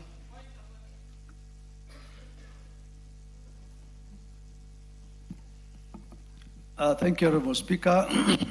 And I've noted the concern of Honorable Ngeleche, and I'm sure issues of especially support to Kenyans is very key. And you know, even as a committee and as a parliament, it is us also to allocate resources to the Diaspora State Department. There's what we call now the Diaspora Fund, which is still in the works and has not been funded yet. I think once the Diaspora Fund comes into operation, I think the issue of support to Kenyans in distress outside the country will be addressed. But on the matter of the report not being very conclusive, I agree with her because these are progressive reports, and so we'll ask the ministry to ensure that they should give us a progressive report on what's happening. Remember, this is murder, and it also requires probably a bit of time for them to bring all the reports, looking at the fact that it's another country, it's another law enforcement that is dealing with it. But nevertheless, we'll still ask them to collaborate and engage with the Australian law enforcement to ensure the report is availed. Thank you, Honourable Speaker. Chair, when do you want to bring the progress report in terms of the state of investigation? Yes, and I think even Honourable Ngeleche agrees that because we are also going on recess, I think once we come back from recess, probably all these ongoing reports, investigations will have captured much of the information. So after recess, probably first week of recess, we will be able to have a complete and comprehensive report. Honorable Ngeleche, that sounds reasonable. Because the investigations are continuing, the chair is undertaking that there will be a progress report before the House, which can be, debated as we go along on this sensitive matter. The first week when we come from recess. That's okay, Mr. Speaker. Yeah. The response by the Chair Housing, Urban Planning and Public Works to the statement request by Honorable Onesmus Ngongoyo. Thank you, Honorable Speaker. Honorable Speaker, on 8 June 2026. Yeah, Honorable Millie Odhiambo, what is out of order? Thank you, Mr. Speaker. Mr. Speaker, I actually wanted to comment on the Australian case because it was raised with us when we were in Australia last month. And the case of the girl who died because they were saying that she had committed suicide, but every evidence pointed to a possibility of murder. I know I'm in the committee and I've raised it with the committee, but the other issue that was raised by the Kenyans resident in Australia was the high number of Kenyans who are dying there. So I think I would request, even though the Vice Chair has left, but because I sit in the committee, I think I'll bring it up when we discuss, that we need to look at it globally. A lot of young Kenyans are dying. Yeah. So we need to look at what is causing that. Yeah, thank you, Honorable Millie. And luckily, Honorable members, in both of the two issues, they will come back to the House after recess. So I hope we will engage in greater detail then. Yes, Chair. Thank you, Honorable Speaker. Honorable Speaker, on 8 June 2026, the member for Kachato North constituency, Honorable Onesmus Ngongoyo. Is Honorable Onesmus Ngongoyo in the House? Okay. Onesmus and could MP, you go to the specific responses so that we save on time? The MP requested for a statement from the chairperson of the Departmental Committee on Housing, Urban Planning and Public Works regarding the collapse of a building under the construction at Ole Nairi area, Kachato North constituency. Honorable Speaker, in the statement, the own member sought to establish, among other things, number one, a report on the circumstances that led to the collapse of the 8-story building at Ole Naira area on 8 May 2026, including the copies of approvals granted for the project, whether MS Coastlink Building Works Limited was registered at the time of the collapse of the building, and whether the construction complied with the approvals and the NCA standard. Number two, an explanation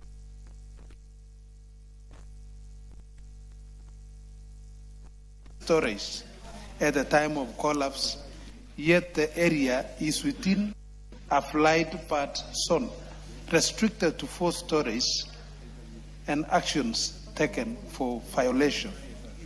Number 3, the steps taken to resettle tenants and homeowners who moved as a result of the collapse and support being extended to families of the deceased workers.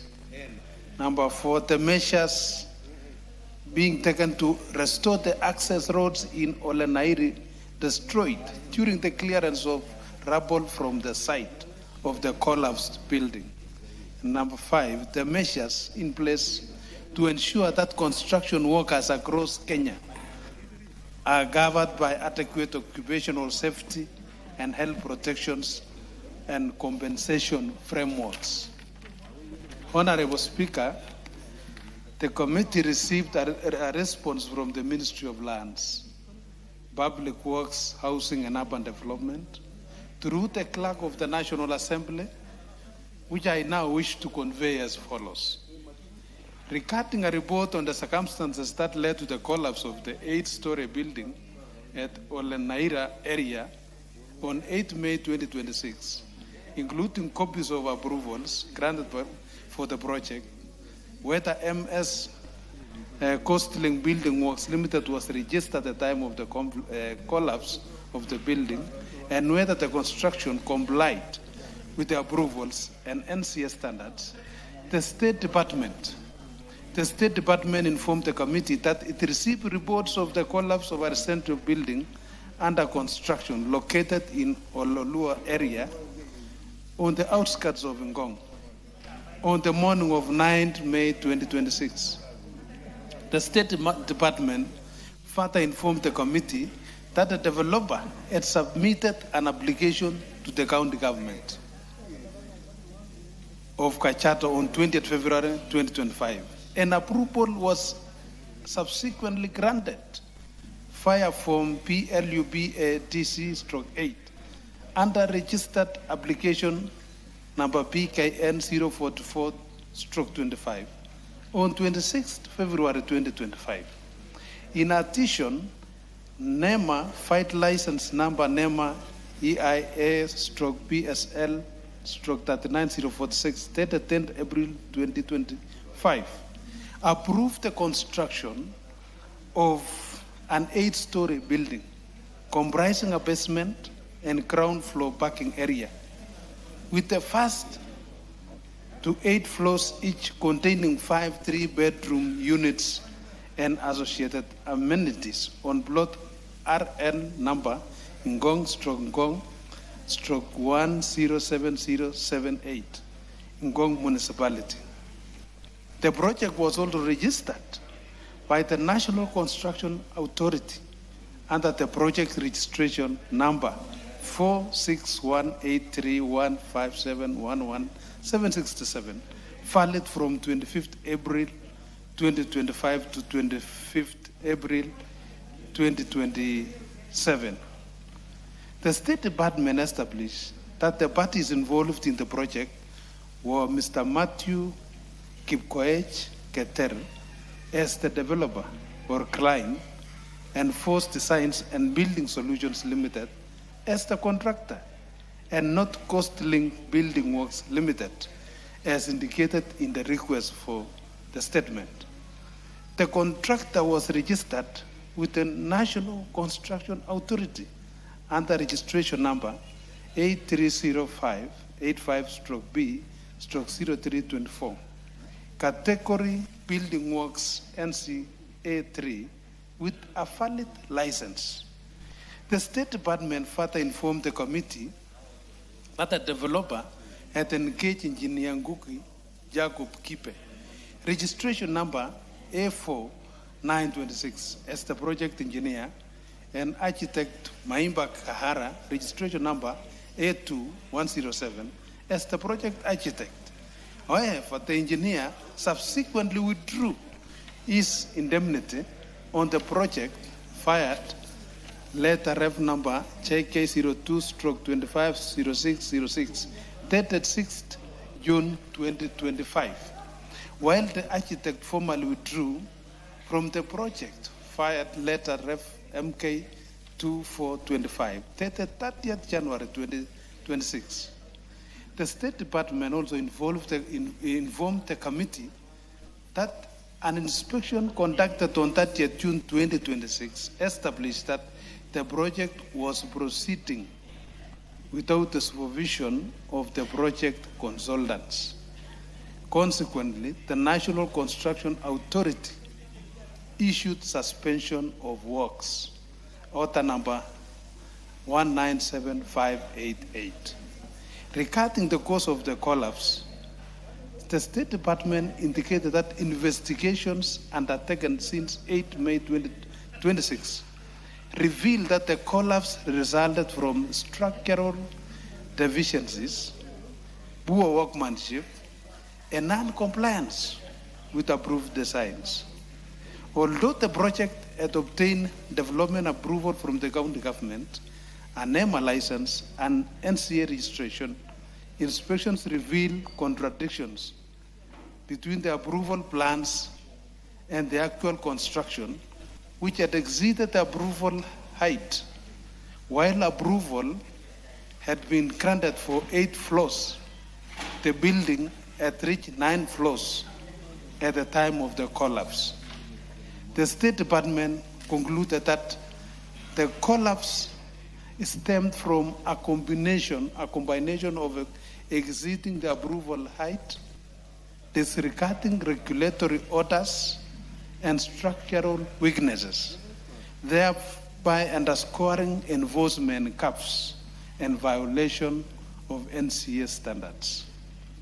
Honorable Speaker, regarding the explanation on how the collapsed building had risen as high as 8 stories at the time of collapse, yet the area is within a flight buffer zone restricted to 4 stories, and the actions taken for violation, the State Department informed the committee that whereas the statement raised the issue that Ole Nairi site lies within a flight buffer zone restricted to 4 stories, a review of statutory approvals and regulatory records showed no evidence that Ngong or Lua is formally designated as a flight buffer zone. The State Department further indicated that it had sought clarification from the Kenya Civil Aviation Authority on the matter. Honorable Speaker, regarding the steps taken to settle the tenants and homeowners who moved as a result of the collapse and the support being extended to families of the deceased workers, the State Department informed the committee that the settlement of victims of disasters, such as building collapses, is a shared responsibility across several institutions, county governments, through their county disaster risk management committees, coordinate local disaster response, including shelter and relocation. At the national level, the National Disaster Operations Center oversees evacuations, provision of safe refuge, and delivery of essential supplies, while the National Disaster Management Unit under the Ministry of Interior provides command and coordination during emergencies during the National Emergency Disaster Plan. The State Department further informed the committee that the National Disaster Risk Management Authority, established under the 2026 Act, provides legal framework for disaster risk management by coordinating national and county efforts, managing the Disaster Risk Management Fund, and ensuring that victims receive resettlement support. The State Department indicated that this mandate remains focused on technical inspection, regulatory compliance, and advisory services within the construction sector. In recognition of the need for coordinated action, it has established a multi-sectorial agency to bring together key players in the construction sector and relevant disaster response agencies. The committee is intended to foster collaboration and synergy aimed at enhancing safety and orderliness in the built environment. The State Department further informed the committee that it is in the process of gazetting the committee to provide it with statutory authority and enable it to address cross-cutting issues such as resettlement in a structured and legally backed manner. The State Department also informed the committee that it continues to experience significant financial constraints in executing its coordination mandate, particularly in responding to building collapses and undertaking continuous inspection aimed at identifying and addressing structural deficiencies before collapses occur. These challenges are further compounded by the absence of a legal mandate for a multi-sectorial agency Consultative Committee, which limits its effectiveness in coordinating enforcement and preventive interventions. Honorable Speaker, regarding the measures taken to restore the access road in Olenairi destroyed during the clearance of rubble from the site of the collapsed building, the State Department informed the committee that while road restoration is outside its direct mandate, it is proactively strengthening multi-agency coordination through multi-sectorial agency consultative committee. The State Department indicated that this framework will ensure that future responses to disasters, whether involving access roads, structural safety, or resettlement, are handled collaboratively with clear accountability and enhanced efficiency. Honorable Speaker, regarding the measures in place to ensure that construction workers across Kenya are covered by adequate occupational safety and health protection and compensation frameworks, the State Department informed the committee that Occupational Safety and Health Act, Cap 236A, provides the legal foundation for workers' protection in Kenya, and it is enforced by the Directorate of Occupational Safety and Health Services under the Ministry of Labor. Employers are legally required to register workplaces, implement safety measures, and provide compensation for injuries sustained at work. The Work Injury Benefits Act complements OSHA by ensuring that injured workers... Order, Chairperson. What is out of order, Honorable? Just, Speaker, you see, there seems to be general consensus on the agreement of that answer. And because the Honorable Ngogoyo is here, and probably the only one interested in that matter, because I can see everybody else is on his phone and doing other things, you could actually give the response, because it is lengthy and long, of course detailed, and we thank whoever prepared it for it. We give it to the Honorable Ngogoyo. He reads, if he has issues, he can raise with him, and then we move on. We seem to be stuck. Honorable Chairperson, how long do you have to go? Almost.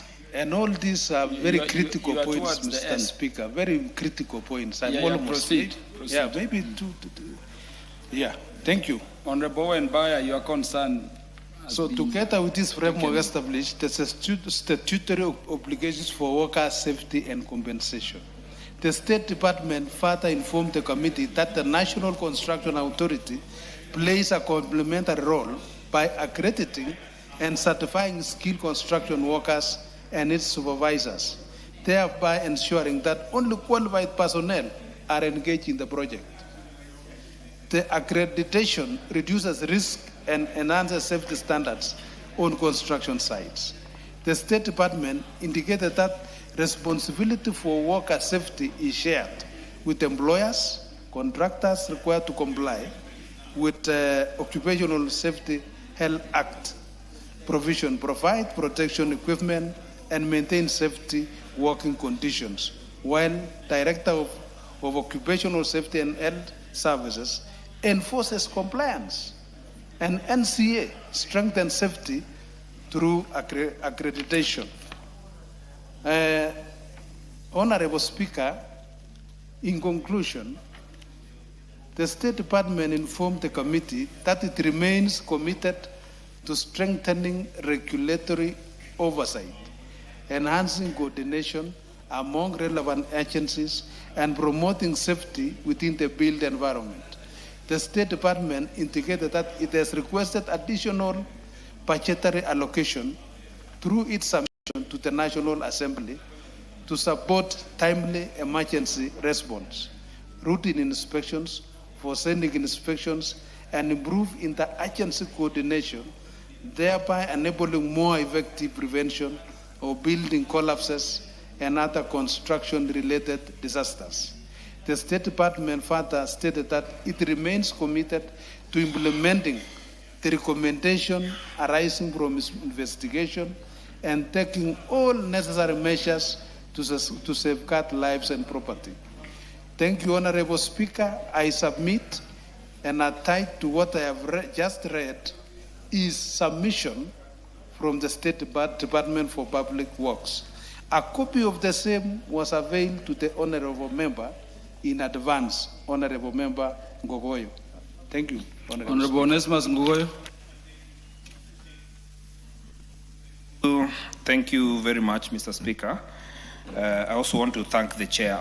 Mr. Speaker, with your indulgence, as I appreciate the good response and detailed response, and thank you for intervening so that this detailed response, the public, even those in Nairobi and other counties, can know from the State Department that the construction of this particular building, there are a number of things that have come out to be very clear. Mr. Speaker, with your indulgence, I want to ask the chair of the committee. They have detected 3 abnormalities that were present in that building. Number one, it did not have an architect. He had withdrawn last year, June. So the construction was ongoing without an architect. The resident engineer, Ngugi, resigned this year, January, but the building was ongoing. Now that there is either an omission or a commission, there's an error that has happened. What is the State Department doing to prosecute whoever was ongoing without an engineer as required by law and an architect as required by law? What is the State Department doing? Because the DCI say they are waiting for a report from Public Works.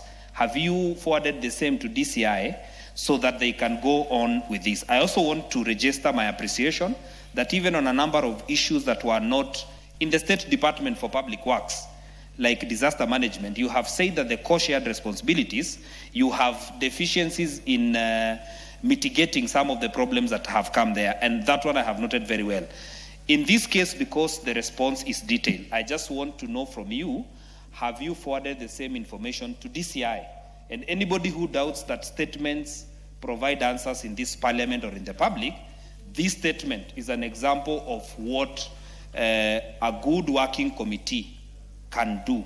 And I want to thank the new chair for bringing in this good response on time. On that one answer, I'd request, Mr. Speaker, you allow him to respond to me. The Honorable Chair. Thank you, Honorable Speaker.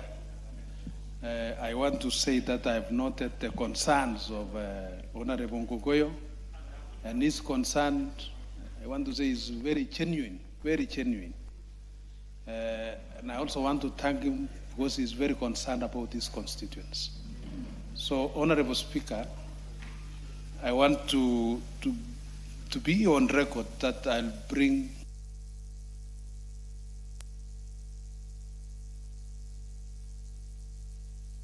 in touch with the ministry.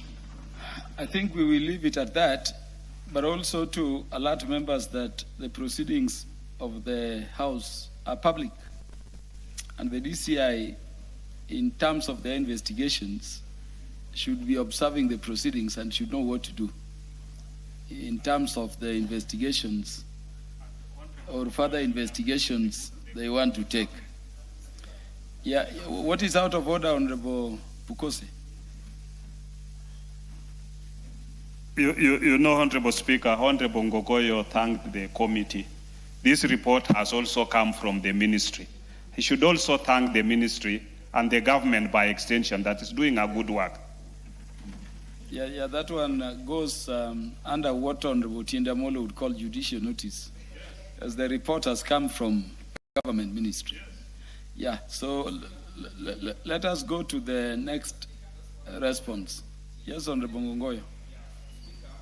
Why you see me insisting on this response? 4 lives were lost, not of residents of Kajiado North. One came from Bomet, one came from Navakolo. They were just simple painters painting a house, and it crashed on them. Those 4 lives must be accounted for by this National Assembly. Yes. We must be accountable. That's why I'm insisting, let it be on public record that the ministry did its work. It is a contractor who had his own work that ended up bringing the lives of 4 individuals down. Yeah, it is already on record, and the chair also informed that you already have a copy of the report. So there are some things you can do to help with the investigations without, being publicly on record, really. Yeah, the response by the Chair, Transport and Infrastructure Committee to the statement request by Honorable Peter Masara. Thank you, Chair. Honorable Speaker, I'm Is wondering whether Honorable Peter Masara is Masara in the House? And if he is not, well, if he's in the House, as per tradition, please table the response. Table the response. Honorable Speaker, I think for the record of Parliament and this House, I would state that I think we had shared the response with Honorable Masara. It's about the bridge, the Migori Bridge. And I think it will be in order because to table this report, but to let them know that the works have been contracted and the contractor will be on site as soon as possible. I may now table the report. No, Thank you. I want for once to review the direction I've given on that.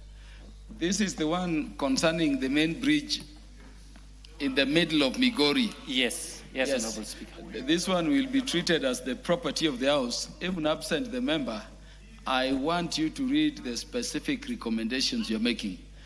Because that bridge is cutting off a transnational highway. That's the only way going through Tanzania, through Sirare border.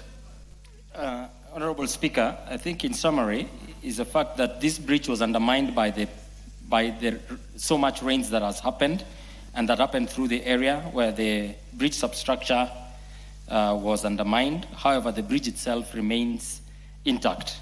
So the ministry has done the following regarding to the work that had been requested by Honorable Masara.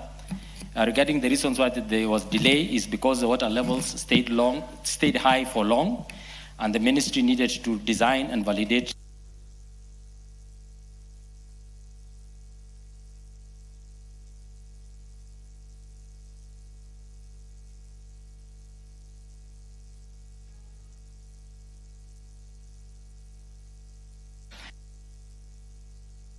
necessary funding, which was provided for in the supplementary budget, and as such the works have been advertised, and we have given Honorable Masara the advertisement published notice on the newspapers, which was done on 23rd of June.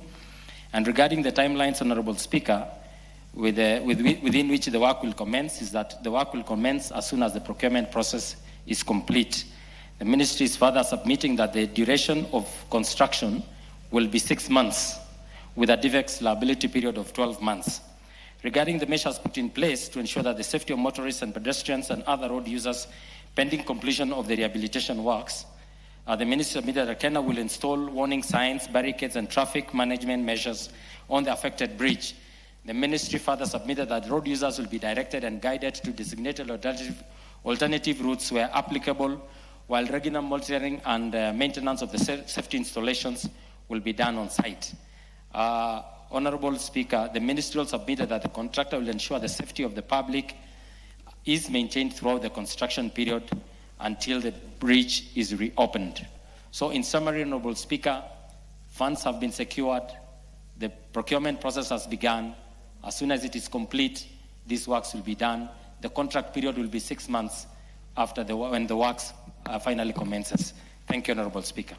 And just to notify the House that Honorable Masara is back to the House. Yeah, the Honorable Francis Peter Masara. Yeah, what do you have to say to the response from the Minister? Thank you, Mr. Speaker. First, appreciate the response as per the Chair. But Chairman, I'm not satisfied. Migori Bridge is the gateway to Tanzania. Migori Bridge connects Suna West and Suna East, the CBD of Migori County, the headquarters of South Nyanza. Mr. Speaker, for the last 6 months, there's no business going on within the town. When you want, the people I'm sure the people of Migori now are listening to the response. 2 months plus 6 months is 8 months. That will be 1.5 years when the town is closed. Mr. Speaker, this is not going to be fair to the people. More so in terms of security. that bridge as it is now, it is close to using Maram.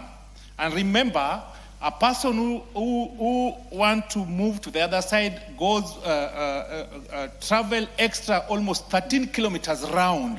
You were in Migori the other day for the committee work, Mr. Speaker. You saw how it was.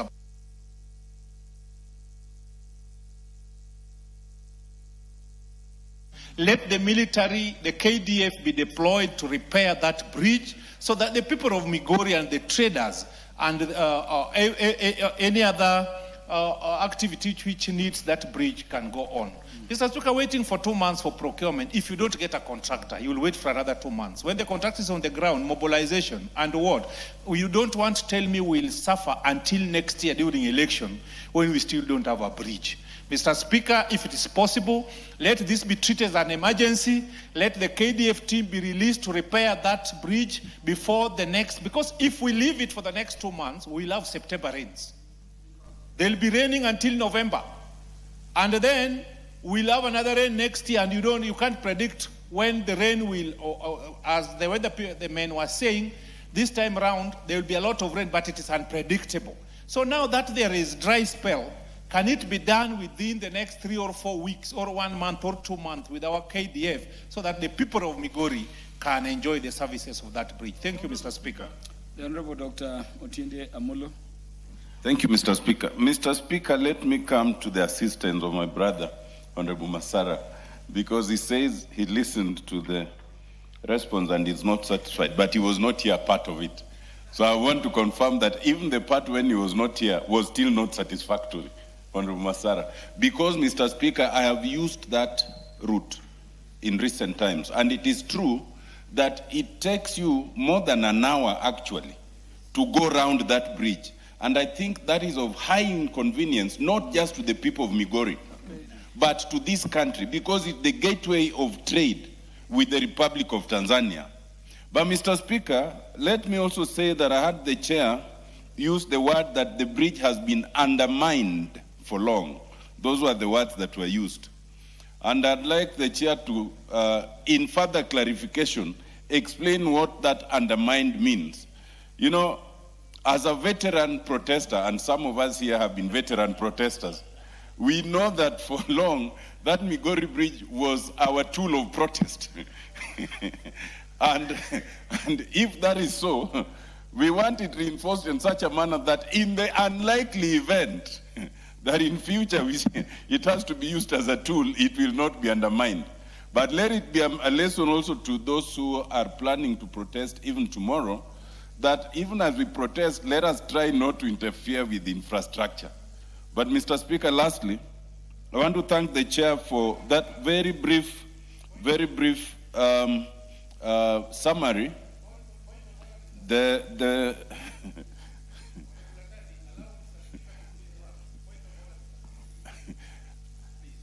Mr. Speaker, may you inform Honorable Masara I'm on a point of order. Never doubt. So he can't be on a point of order on a point of order. Yes. Yes. All I'm saying, Mr. Speaker, is that even in the process of managing protests, no one should undermine any infrastructure, whether it is the police, whether it is the citizens, whether it is government or anyone else. But I support the idea of having very quick works on that bridge. But, Mr. Speaker, may I lastly urge that as you retire as the Speaker's panel, we review the time it takes to answer individual questions. The chair has done very well here, but there are chairs who take almost an hour for an answer that has been given to a member, so that there should be some direction that once you have given the response, yours should be a summary, and then the member comments. Otherwise, we take the whole day listening to 2 or 3 questions, Mr. Speaker. Thank you. Honorable Otiende Amolo, the point you are raising is already picked by the Rules Committee and is under deep consideration in terms of possible amendments to the standing order provisions. The Honorable Namuar. Chair, I want to thank Honorable Masara for this statement and the response given by the committee. Honorable Chair, having worked in Migori for 3.5 years, I want to support that this bridge gets the attention the utmost attention required. But joyriding on the same, Honorable Speaker, allow me to mention that in Loima, for example, you have to come all the way from Lorgum, which is the headquarters of Loima constituency, to Lodwa, and then get to another part of the constituency. You will spend more than 1.5 hours. But if you cross, you will spend less than 30 minutes or even 20 minutes. Meaning, there is need for us to see if we can have a crossing, an immediate crossing for the whole constituency or sub-county to be served adequately within the required timeline. Again, in my constituency, Turkana Central, Honorable Speaker, I am trying to construct a new road across River Kerio, where we have a totally forgotten community in the Loriu ranges. And it has taken long for the ministry. And I think the chair for budget and appropriation is listening. We have more than 10 polling stations in that part of the world. And they only see government when they are voting, because ballot boxes and ballot papers are brought by helicopter and taken back by an helicopter.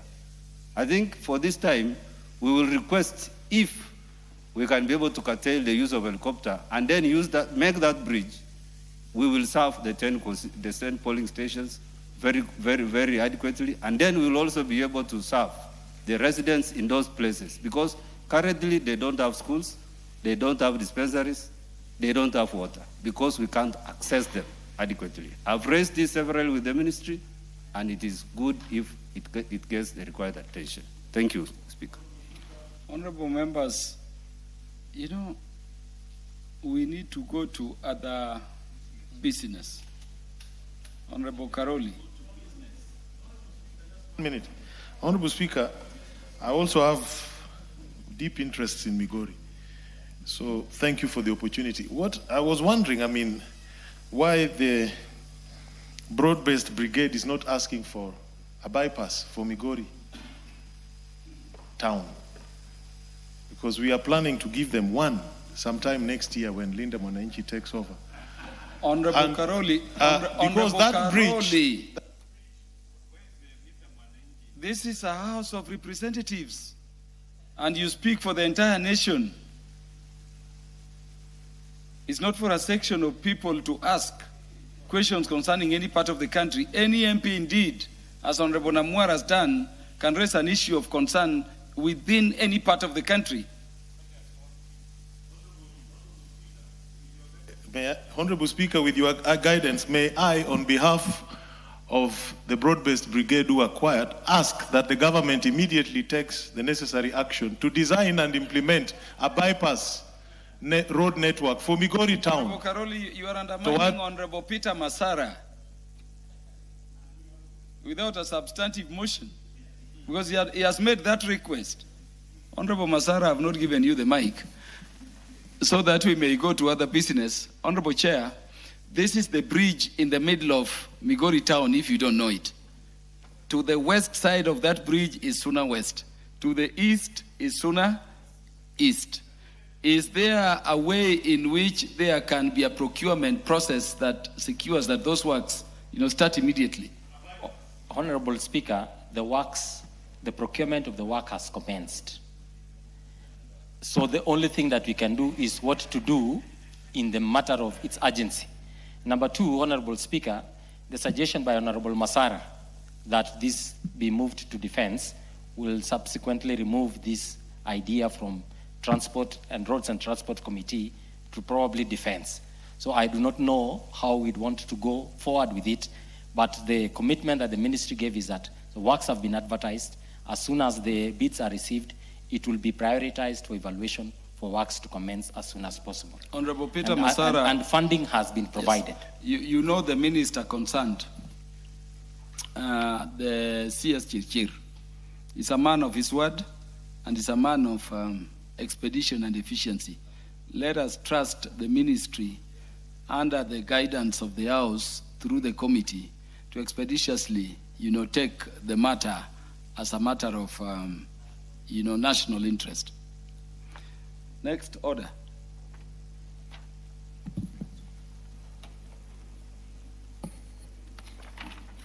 Order number 8, motion.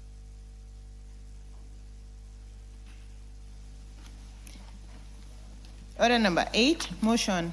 Report of the Committee of the Whole House on the Fisheries Management and Development Bill, National Assembly Bill number 29 of 2023. Question to be proposed. Yeah, honorable members, I now put the question that this House do agree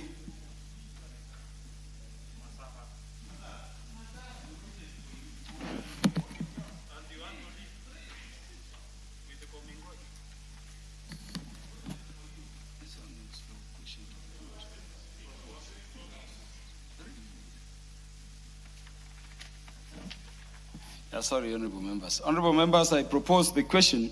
This House do agree with the report of the Committee of the Whole House on its consideration of the Fisheries Management and Development Bill, National Assembly Bill number 29 of 2023, up to clause 39, and seek leave to see it again.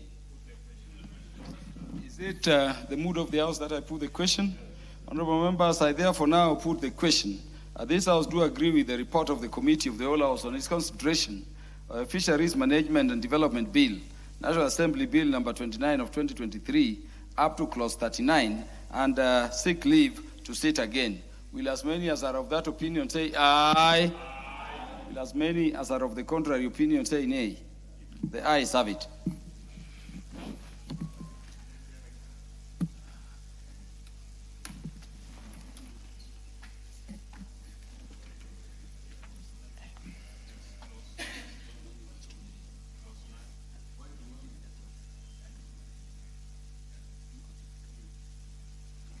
Would Honorable Kimani Kuria Kimani approach the Speaker?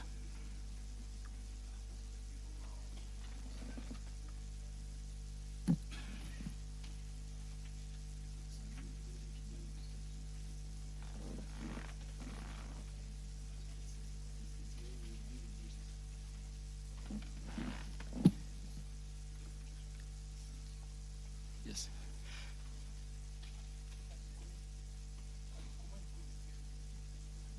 Yeah, Honorable Kimani Kuria.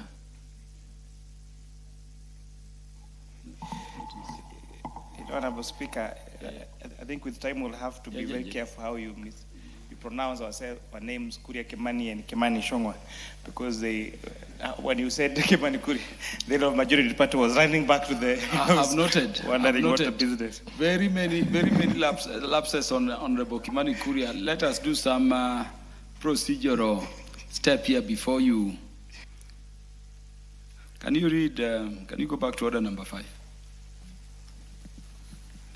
Order number 5, papers. Yes, Honorable Kimani Kuria. Honorable Speaker, I beg to lay the following papers on the table of the House today, Wednesday, the 24th of June, 2026.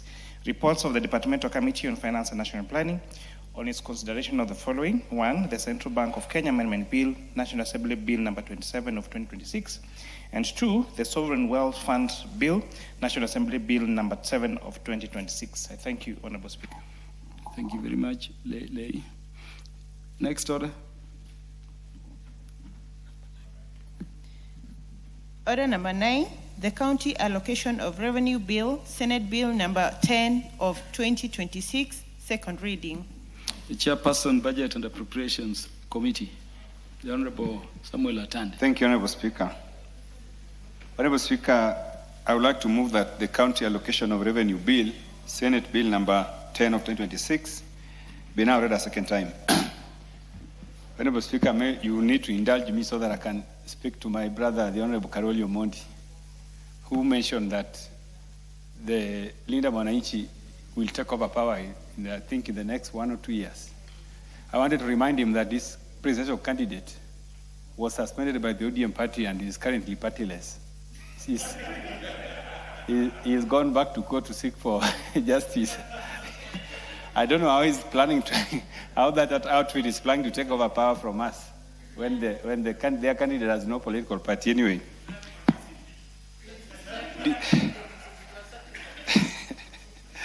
Thank you. Thank you very much. Honourable Speaker, this is a very, very short bill. The County Allocation of Revenue Bill is prepared pursuant to Article 2181 of the Constitution and Section 19.3 of the PFM Act, which requires Parliament to determine and specify the allocation among county governments of nationally raised revenue allocated to them. Honourable Speaker, the sharing of the revenue among the 47 counties is guided by the fourth basis of revenue sharing, which was approved by this Parliament in the last financial year. Honourable Speaker, this bill was published on 30th April 2026 and passed by the Senate with amendments on Wednesday, 17th June 2026. The bill was transmitted to this House for concurrence in accordance with Article 1110(4) of the Constitution. Honourable Speaker, we need to timely pass this bill to enable county governments to be able to access the resources that we have already allocated to them under Division Revenue Act, which was recently passed. Honourable Speaker, the bill, as passed by the Senate, provides that the allocation of 428 billion to country governments as the equitable share of nationally raised revenue for the financial year 2026-2027. Honourable Speaker, this, as I have said, this was the money which was allocated under the Division Revenue Act, which we just passed. And Honourable Speaker, if you would remember, in the last financial year, the share of allocations to counties was 415 billion. In this financial year, it was raised by 13 billion to 428 billion. Honourable Speaker, the sharing of these revenues among counties is guided by the fourth basis for revenue sharing, which comprises three components. The first component is the baseline allocation. The second one is the affirmative allocation, and the third one is the county allocation index. Honourable, the baseline allocation is the allocations which were given to counties in the financial year 2024-2025, which was 387.425 billion. The affirmative allocation, Honourable Speaker, is to take care of about 12 counties which are basically disadvantaged because of three fundamental factors. One, they are either very small, and therefore they will not be able to benefit from the geographical index factor. Also, their population is also small, so they will not also able to benefit from the population index factor, which is a factor for sharing of the county revenues. And thirdly, also in terms of the county allocation index, which I've just mentioned, they were not favored with that allocation as well. So the affirmative action allocation for the purpose of this bill is 4.46 billion, which will be shared among the 12 counties that I've mentioned. The small counties. Honourable Speaker, this bill also guides and gives the specific allocations based on the approved fourth basis of revenue sharing. The first schedule of the bill, Honourable Speaker, sets out the distribution of the equitable share among the 47 counties under the three allocations I've mentioned. The baseline allocation of 387.425 is reflected in column 6 if you have the bill, while the affirmative allocation is reflected in column D. The balance of the equitable share above the ring-fenced amount for the two consecutive components totals to 36.115 billion and is distributed through the county allocation index and reflected in column F of the bill. Honourable Speaker, the total allocation due to each county government comprising the three components is presented in column G of the first schedule of the bill to the bill. Honourable Speaker, I don't know whether I need to just mention to members what each county is going to get, but if you have the bill, Honourable Speaker, you will see that Baringo County is going to get a total of 847,626,854,000,000. The county that's going to receive the smallest allocation, according to this bill, Honourable Speaker, is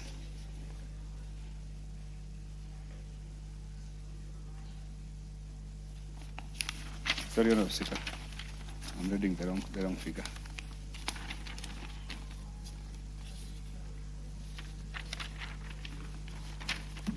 Honorable Speaker, also to mention that this bill has also given ceilings for recurring expenditures for both county governments and the assemblies. Honorable Speaker, in the past it was realized that some countries spend more resources on recurrent expenditures of post-development. And therefore, this bill has also given specifications on how much you can spend on current expenditure as well as development. Because the focus needs to be more on development, Honorable Speaker. This has also been reflected in the expenditures for the county assemblies. In the past, some county governments were undermining county assemblies. As part of giving them independence to be able to oversight county governments, we have also been able to, in this bill, given them an outline of what they need to spend on development as well as on their current expenditures. Honorable Speaker, as I said, this is a very, very small bill, and this House must pass this bill without amendments. Therefore, Honorable Speaker, I would like to conclude by saying that the committee reviewed the bill and observed that the proposed allocations fully comply with the Constitution, the PFM Act, and the approved fourth basis for revenue sharing. It concluded that the allocation framework ensures a transparent, equitable, and legally compliant distribution of resources among counties. Consequently, the committee recommends that this House approves the County Allocation of Revenue Bill 2026, Senate Bills number 10 of 2026, without amendments. Honorable Speaker, I beg to move and ask the Honorable Vice Chairman of the Budget Committee to second. The Honorable Bukose to second. Thank you, Honorable Speaker, and thank you, Chair, for moving. I stand to second the County Allocation of Revenue Bill. This is a bill that came from the Senate, and as the Chair has put it, the committee has not made any amendments to it. This bill distributes money for all the various 47 counties within our country.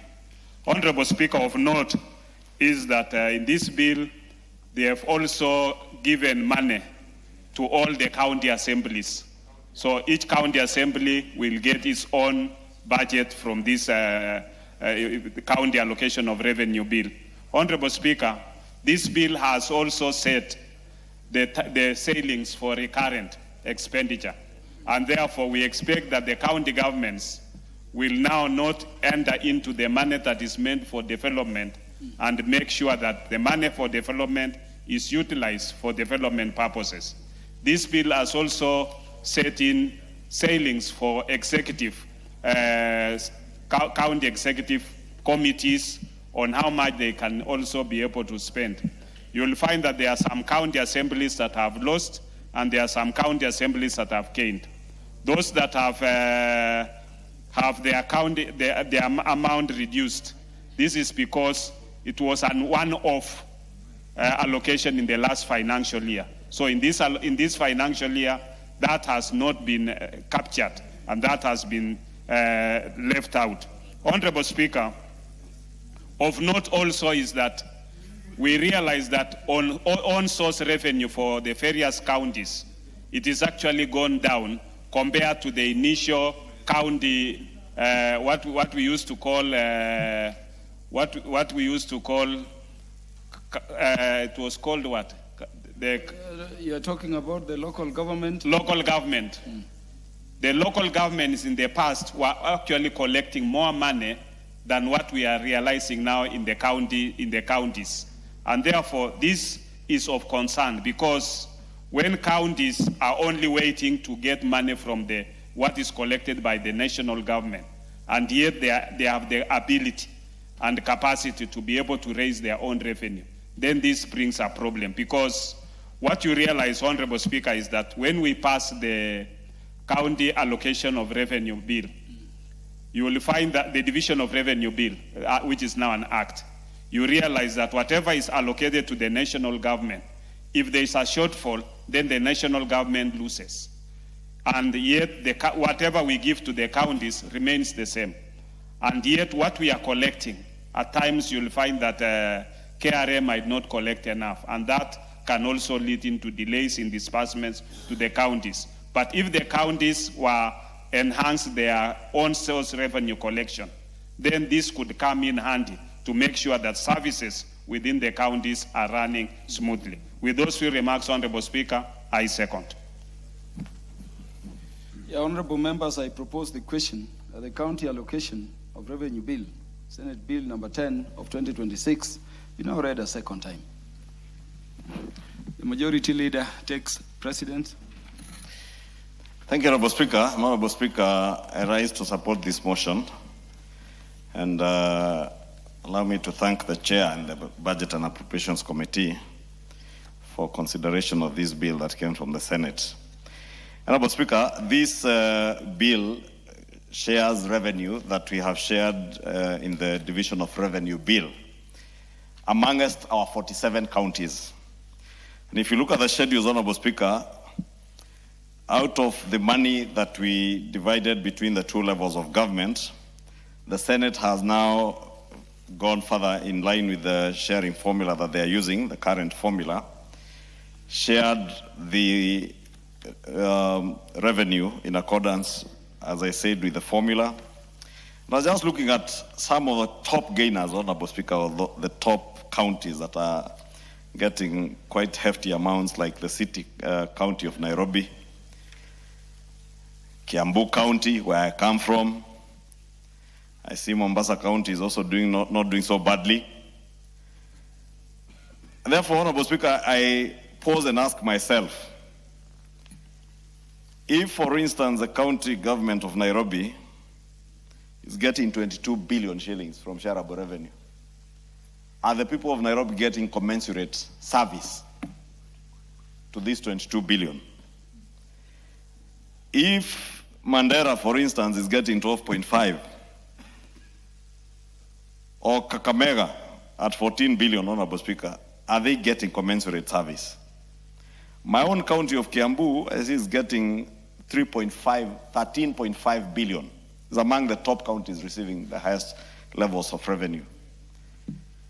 But you need to go down to our counties and ask the people that we represent, because we also live in these counties.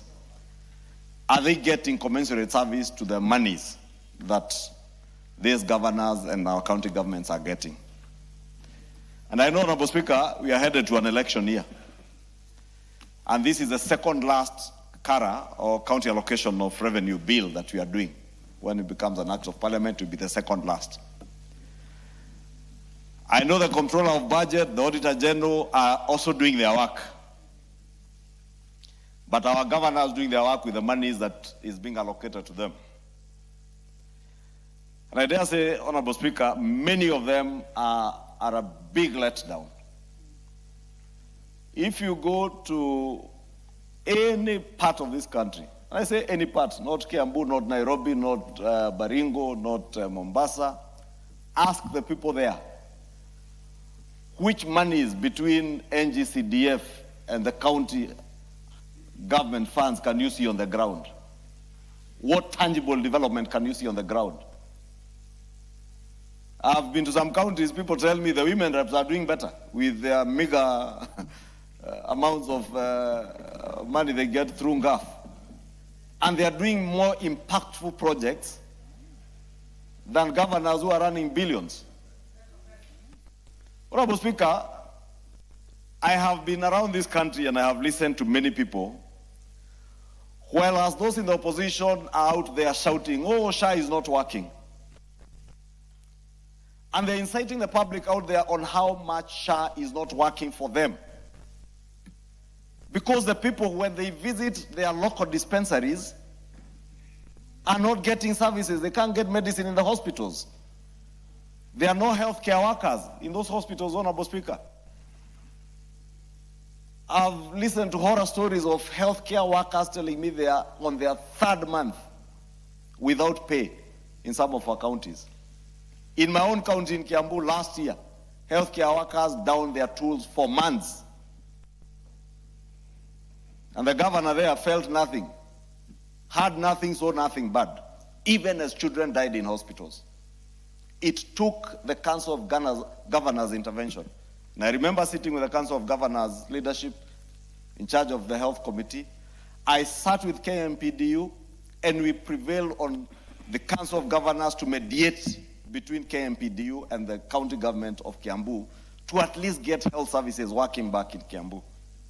Last week I saw the member for Thika, Honorable Alice Nganga, storm into a hospital in Ruiru to rescue mothers, I think close to 20 mothers, who are being held in that hospital on account of pending bills or unpaid bills. Honorable Speaker, why are mothers being held against their will with their young babies, exposing them to danger and risks of even contracting infections in a hospital? And those of you who are parents know, children are very easy to pick up all manner of infections.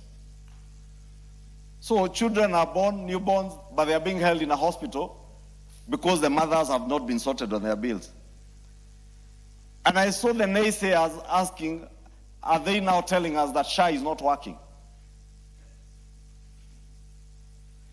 And that is why I've mentioned this issue, Honorable Speaker, because if there are people who have let down the people of Kenya, it is governors. If there are people who are sabotaging the working of SHA, is governors. Honorable Speaker, when we crafted the 4 health laws under the Social Health Insurance Authority, we had a facility improvement fund. These governors are getting money, or rather the hospitals are collecting money from the Social Health Authority on the facility improvement fund, but is that money going back to the facilities? Governors are picking this money from the facilities and they go and buy, like in my county, they buy chicks, buy a packet of unga, buy a packet of 3 kg packet of fertilizer, giveaways that are politically expedient. Some are here branding milk in their names with their photos. But this is the money you are collecting out of the facility improvement fund, instead of taking that money back to the facility to be able to improve the facility, because that was the intent of that law. We developed the facility improvement fund to make sure that a dispensary in Ruiru does not have to wait for money to come from Kiambu. Mbagathi Hospital does not need to wait for City Hall to send money to them. They should have the money at that local level, so that if there are bandages that have run out of the facility, or Panadols, paracetamols, they simply procure at the local level, and there are guidelines in the regulations up to what amounts you can procure at the local level. And we made sure that there were regulations that have been done pursuant to that facility improvement fund, Honorable Speaker. Look at the procurement. In our last estimates this year, we have just allocated to KEMSA 21 billion shillings. To make sure that KEMSA is adequately capitalized for these county governments and all other hospitals to be able to procure medicine from KEMSA. Are counties procuring and paying? Talk to KEMSA. They don't. Do they have money? Have they collected money from the Social Health Authority? Yes, they have. Are they offering health care services to the people of Kenya? They are not. And therefore, when people cry and say, SHA is not working for me because first I visit a hospital, the primary health care fund, and I wish Dr. Nyikal was here, but the chair budget is here. He will tell you the primary health care fund now has 19.1 billion shillings. For what purpose, Honorable Speaker? Why are we allocating from our national revenues 19.1 billion shillings to county, to primary health care facilities? So that, Honorable Speaker, pursuant to the provisions of Article 43 of our Constitution, any Kenyan who falls sick in any part of the country can visit a primary health care facility, a dispensary, a level 1, level 2, level 3 facility, get treated, and so long as that facility is SHA enlisted, and the patient is also enlisted in SHA and has paid his premiums, you get free treatment, and you don't need to pay anything. But why I say governors are letting us down in the county governments, they never inform the public. They do not want the public to know. They do not want the public to know that the government has allocated 19 billion shillings to pay health care for them, because they also want to steal from the same public by charging them again. Honorable Speaker, this is the most evil thing any human being can do to another.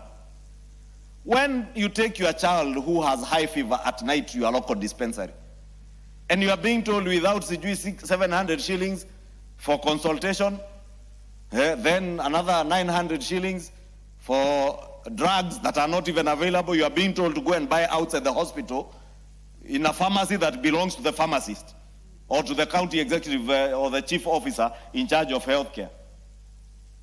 We are doing very unjust things to our people, Honorable Speaker. Then the same people go and tell the people out there, oh, SHA is not working. It is not SHA that is not working. It is your theft that we can't satisfy. It is their greed we can't satisfy, Honorable Speaker. If we allocate 19 billion shillings to the primary healthcare fund, that money must go to ensure that the people of Kenya access healthcare at the primary level without payment. And it is not just in public hospitals, Honorable Speaker, even in private care hospitals, private hospitals that are SHA enlisted. And it is good we tell the people of Kenya that so long as you are enlisted and registered with SHA, and the hospital that you visit is also enlisted, so first make sure you are registered, you have paid your premiums in SHA, then the hospital that you visit is SHA enlisted. You should get care for primary care without payment, because we have provided for that. And when we did the Primary Healthcare Act, Honorable Speaker, you remember, we said that it would be compulsory for us as a house that represents people in our constituencies, in our counties, to allocate money to the Primary Healthcare Fund. We have done that as members of the National Assembly. We must now ask our senators. It is not enough to just call governors to the Public Accounts Committee in Senate and harass them at the gate, chasing them, I don't know, to do what with them, and throwing punches. That is not the work of any senator. It's actually unbecoming for any senator to be chasing a governor on the road there, like, let me... Whether you are senator for Nairobi or for Kwale or for wherever or for Kiambu, your work is to oversight and make sure that the primary healthcare fund monies are being utilized to treat people in your county for free, especially in those county hospitals. Make sure that the facility improvement fund is being utilized to improve the facilities down at the local level, Honorable Speaker. Because the facility improvement fund is for all those county hospitals, Honorable Speaker. We have allocated money, shareable revenue here, which is being shared. More money is going for healthcare under the Facility Improvement Fund. More money is going under the Primary Healthcare Fund, and the reimbursements they get, Honorable Speaker. And therefore, the people of Kenya should not be crying about healthcare, Honorable Speaker. If I had my way, Honorable Speaker, and I know I speak for very many Kenyans, very many, and I know Senior Counsel Otiende Omolo and Karoli Omondi would not agree with me. I will not do away with the governors. I would take back the healthcare function back to the national government, at least from level 2, 3, and 4, all the way to 5. If only I had my own, Honorable Speaker. And I know many Kenyans associate with those sentiments. In fact, I am surprised even my brother Karoli Omondi is saying he has said it before. Because we are all agreed. I see Honorable Otiende Omolo maybe may also be supporting me on that. But whether or not Honorable Otiende Omolo, Karoli Omondi, or any other member supports me. Dr. Otiende Omolo.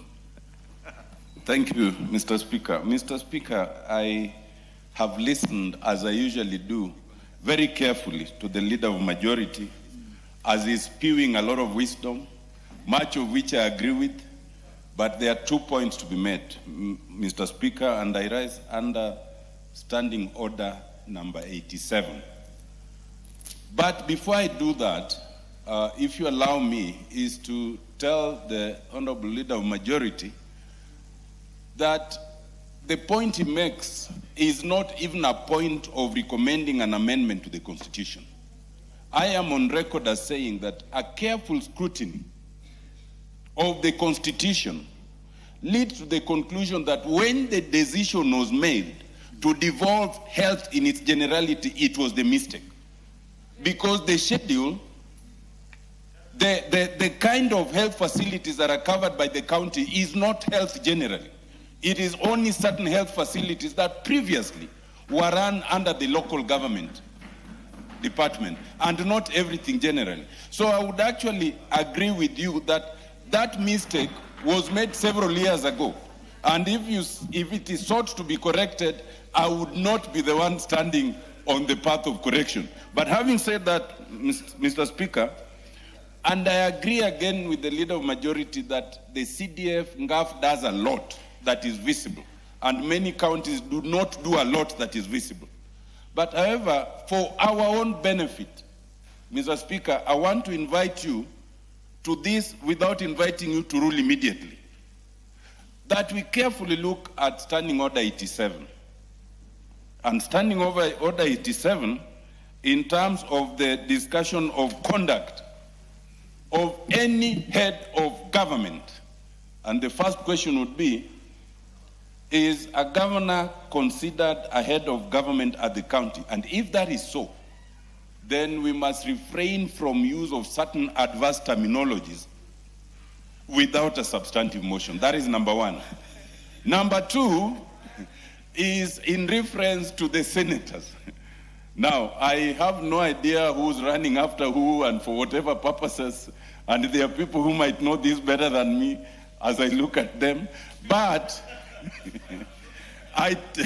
all I want to say is that let us also again refrain from that, because it says for any person whose removal would be subject to a process in Parliament, then again you cannot discuss them without a substantive motion. So that goes to governors by way either of being head of government or by way of the fact that their impeachment is subject to us, and that goes to the senators.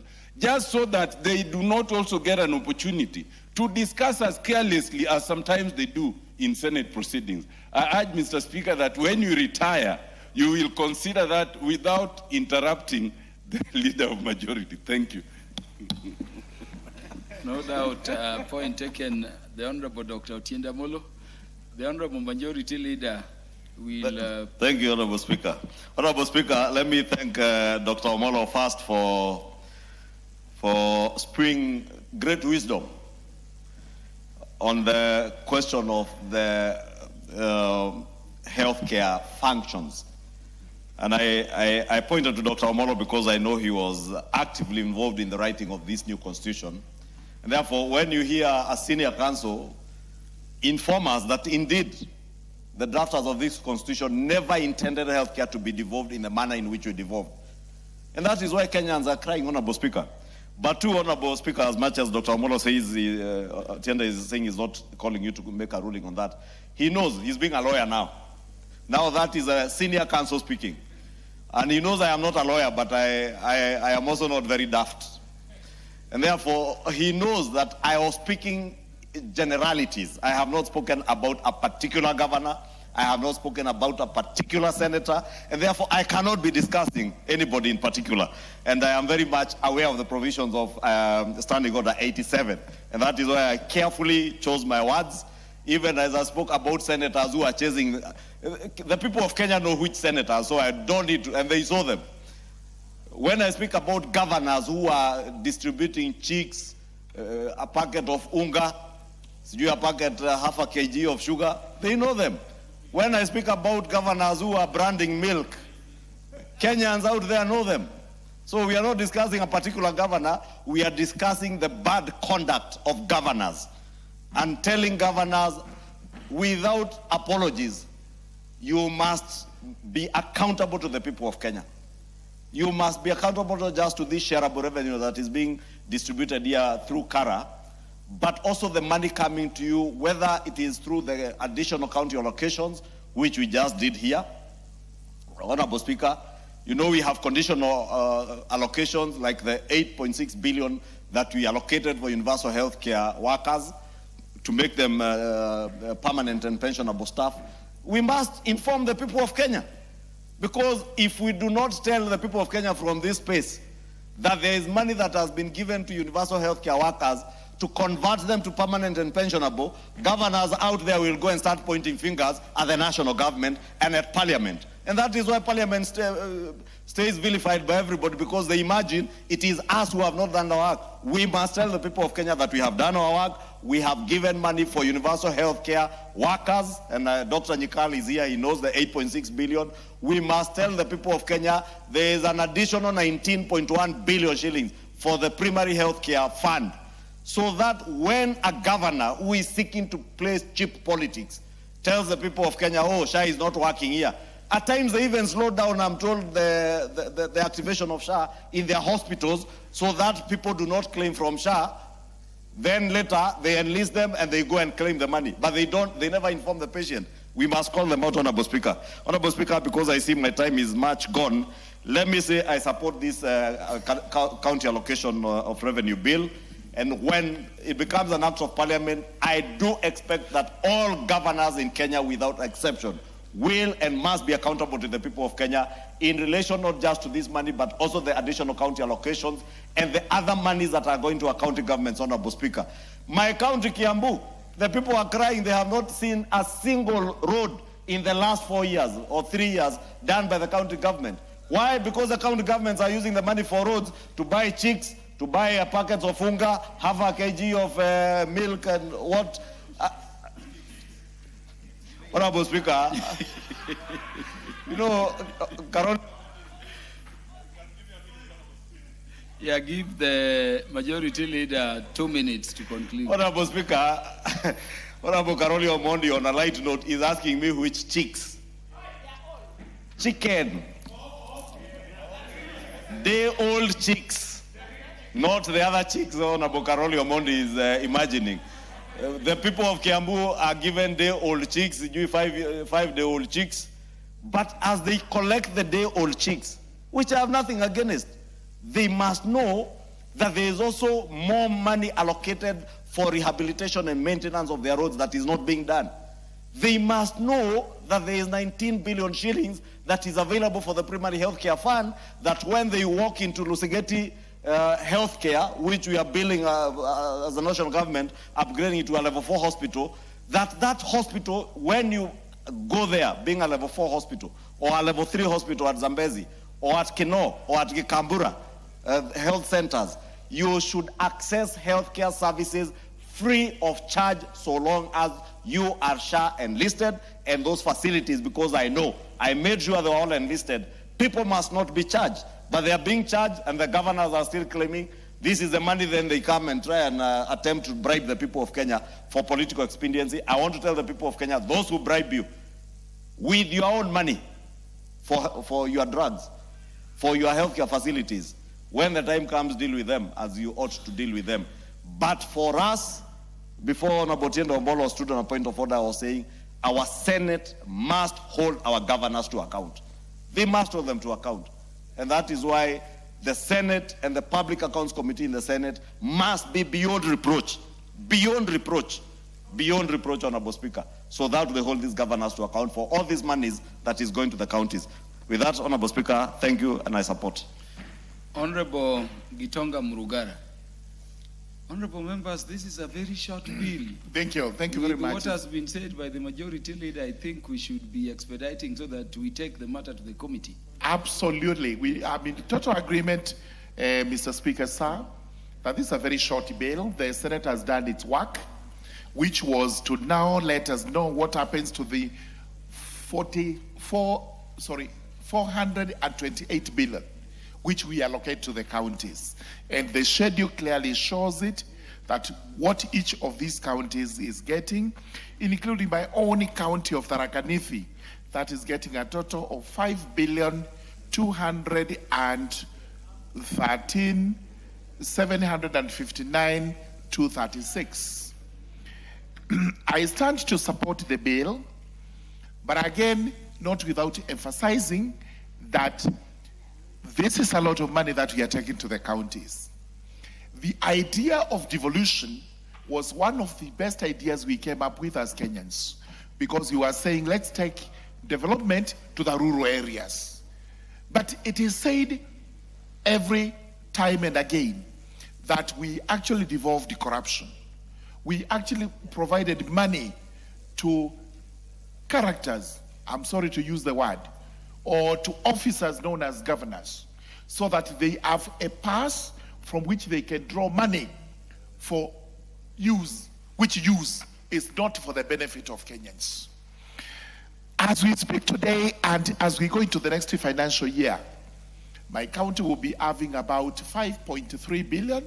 Another 1-point-something billion is going to come from conditional grants and other monies that are allocated to counties. So it will have about 7 billion. Question we repeat is, let's go to Tharaka Nithi today, look at what CDF has done in the 3 constituencies and what the county government has done. In fact, it would be a shame because they have not done anything. When you ask them, they talk about recurrent expense, that is 60%, and development 40%. Even that 40% is nowhere near what CDF is allocated. When you go to their collections, they says Honorable Pukose talked about, they collect revenue from the markets and everywhere else. I can assure you, I'm told, some counties have as many as 50 accounts to which that money goes, paid in some dubious way, which has control by governors or their stooges or wherever it is. I know some of us are aspiring to go to counties, but this mentality with the governors, where they just use money meant for citizens the way they want, is abhorrent. We must frown against it and we must condemn it. As we support this, Senate must wake up. Senate must go to the counties and ensure this money is actually accounted for, it is oversighted, and that those governors that are wrong are brought to book. EACC, the agency I oversight, I keep on reminding them there is a lot of work to be done in the counties and they should not relax. They should actually bring these guys to book. We want to see more governors being brought to EACC so that they tell us what has happened to our money. So we do support this, but we require strict accountability to Kenyans, how these lots and lots of money are being spent for the benefit of Kenyans. Therefore, I do support. Yes, the Honorable Owen Baya. Thank you, and I want to appreciate the efforts that are going in to push this bill, and we support it, all of us, and because of that, I would like to stand on Standing Order 95. Yes, because we can say the other things we want to say in the subsequent bills, in the sovereign wealth and the committee, because we're going to do committee in a few minutes. We can say the same things at the committee level. So, please, let's just do everything together at the committee level. Mwashako can do his contribution at committee, because we are going to committee immediately. Yes, and he's a member of the budget committee, so. Yeah. Yeah, for the avoidance of doubt, there is the matter appearing under order number 11. Yes. The first matter on the committee of the whole house is indeed the county allocation of revenue bill. Yeah, so you know what the standing orders mandate.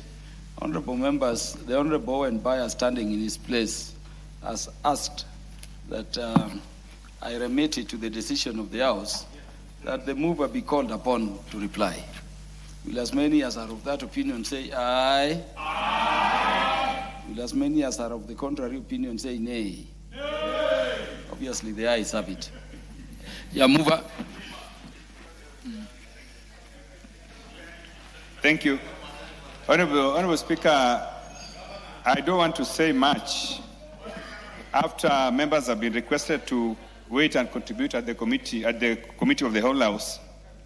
Just to thank members who have made their contributions. Honorable Speaker, it is indeed very true that Kenyans do not see the value of the resources that are sent to counties. And this is a reality which all Kenyans must be aware. I want Kenyans to know that we are sending humongous resources to counties. 428 billion, and that if there's any county where services are not being rendered, like my county, I know nurses are on strike, doctors are on the street. I want to inform them that funds have been sent to their counties, and therefore they should be prepared to demand for services from their governors. Honorable Speaker, with those many remarks, I beg to reply.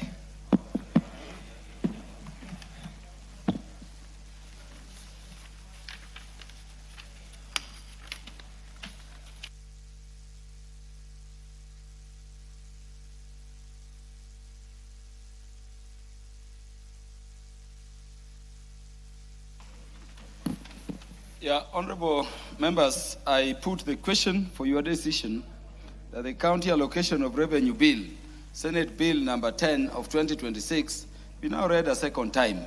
Will as many as are of that opinion say aye? Will as many as are of the contrary opinion say nay? The ayes have it. Next order. No. The County Allocation Revenue Bill 2026, appeal for an act of parliament to provide for the equitable allocation of revenue raised nationally among the county governments for the 2026-2027 financial year, the responsibilities of national and county governments pursuant to such allocations and for connected purposes. Thank you. Before you call the next order, let me give some directions in terms of how we proceed with the remaining business for the day. Honorable Owen Bayer. Order. Honorable members. Yeah, so we will be proceeding to order number 10.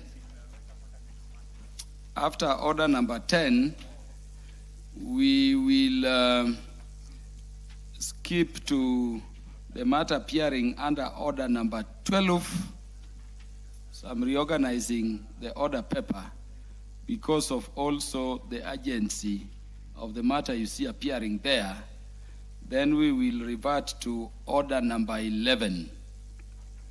Now, in terms of order number 11, and taking into account the urgency of the matter appearing under Roman 1 in order number 11, and the fact that the matter appearing under order number 2 is partly done, I'm ordering the standing down of the matter appearing under order number 11 Roman 3 to the future, as and when the House Business Committee will schedule it. With that reorganization, would you please call the next order?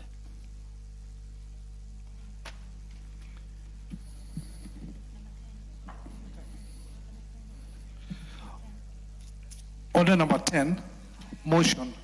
Consideration of petition regarding variation of boundaries for 3 specified forests. Yeah, the Chairperson, Departmental Committee on Environment, Forestry and Mining.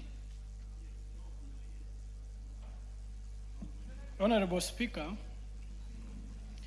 I beg to move that, taking into consideration the findings of the Departmental Committee on Environment, Forestry and Mining in its report on the consideration of a petition by the Cabinet Secretary for Ministry of Environment, Climate Change and Forestry relating to the variation of boundaries for Turbo Forest, Manzini area, Mount Elgon Forest, Chepuk Phases 2 and 3, and Kakamega Forest, Shiro and Shaviringa settlement schemes laid on the table of the House on Wednesday, 24th June 2026, and pursuant to the provisions of Section 34(5) of the Forest Conservation and Management Act, Cap 385, this House, A, finds that the petition by the Cabinet Secretary for the Ministry of Environment,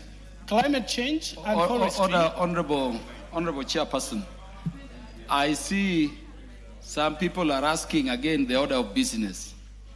For clarity, Honorable Millie Odhiambo and the others I see asking, we are now on order number 10, which is the consideration of the petition regarding variation of boundaries for 3 specified forests, the one being moved. After that, we will go to order number 12, which is the consideration of the Sovereign Wealth Fund Bill, National Assembly Bill number 7 of 2026. After that, we will revert to order number 11, and we will start with the committee of the whole House, one on the county allocation of revenue bill, which is very brief, there are no amendments, and then we will go to the fisheries management and development bill.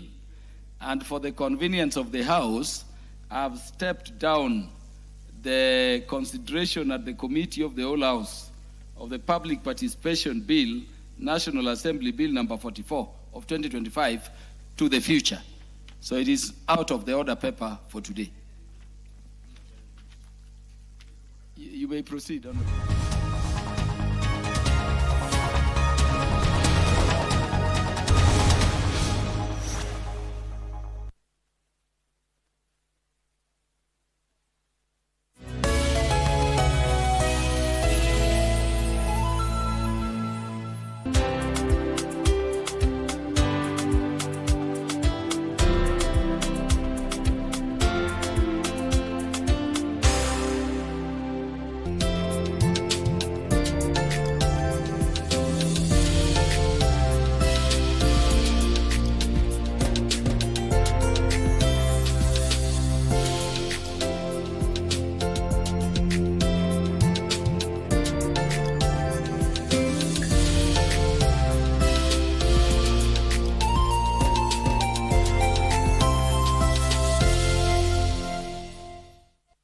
The FIFA World Cup 2026, hosted by the Triumvirate of Canada, Mexico and the United States of America, promises to be blissful. Explore the most exciting edition of the tournament to date as 48 teams from around the globe compete in 104 fixtures across 16 host cities.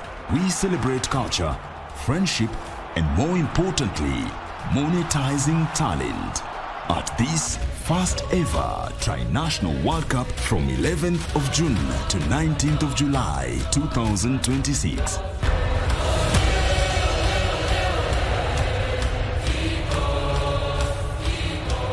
Just like the formidable 10 African nations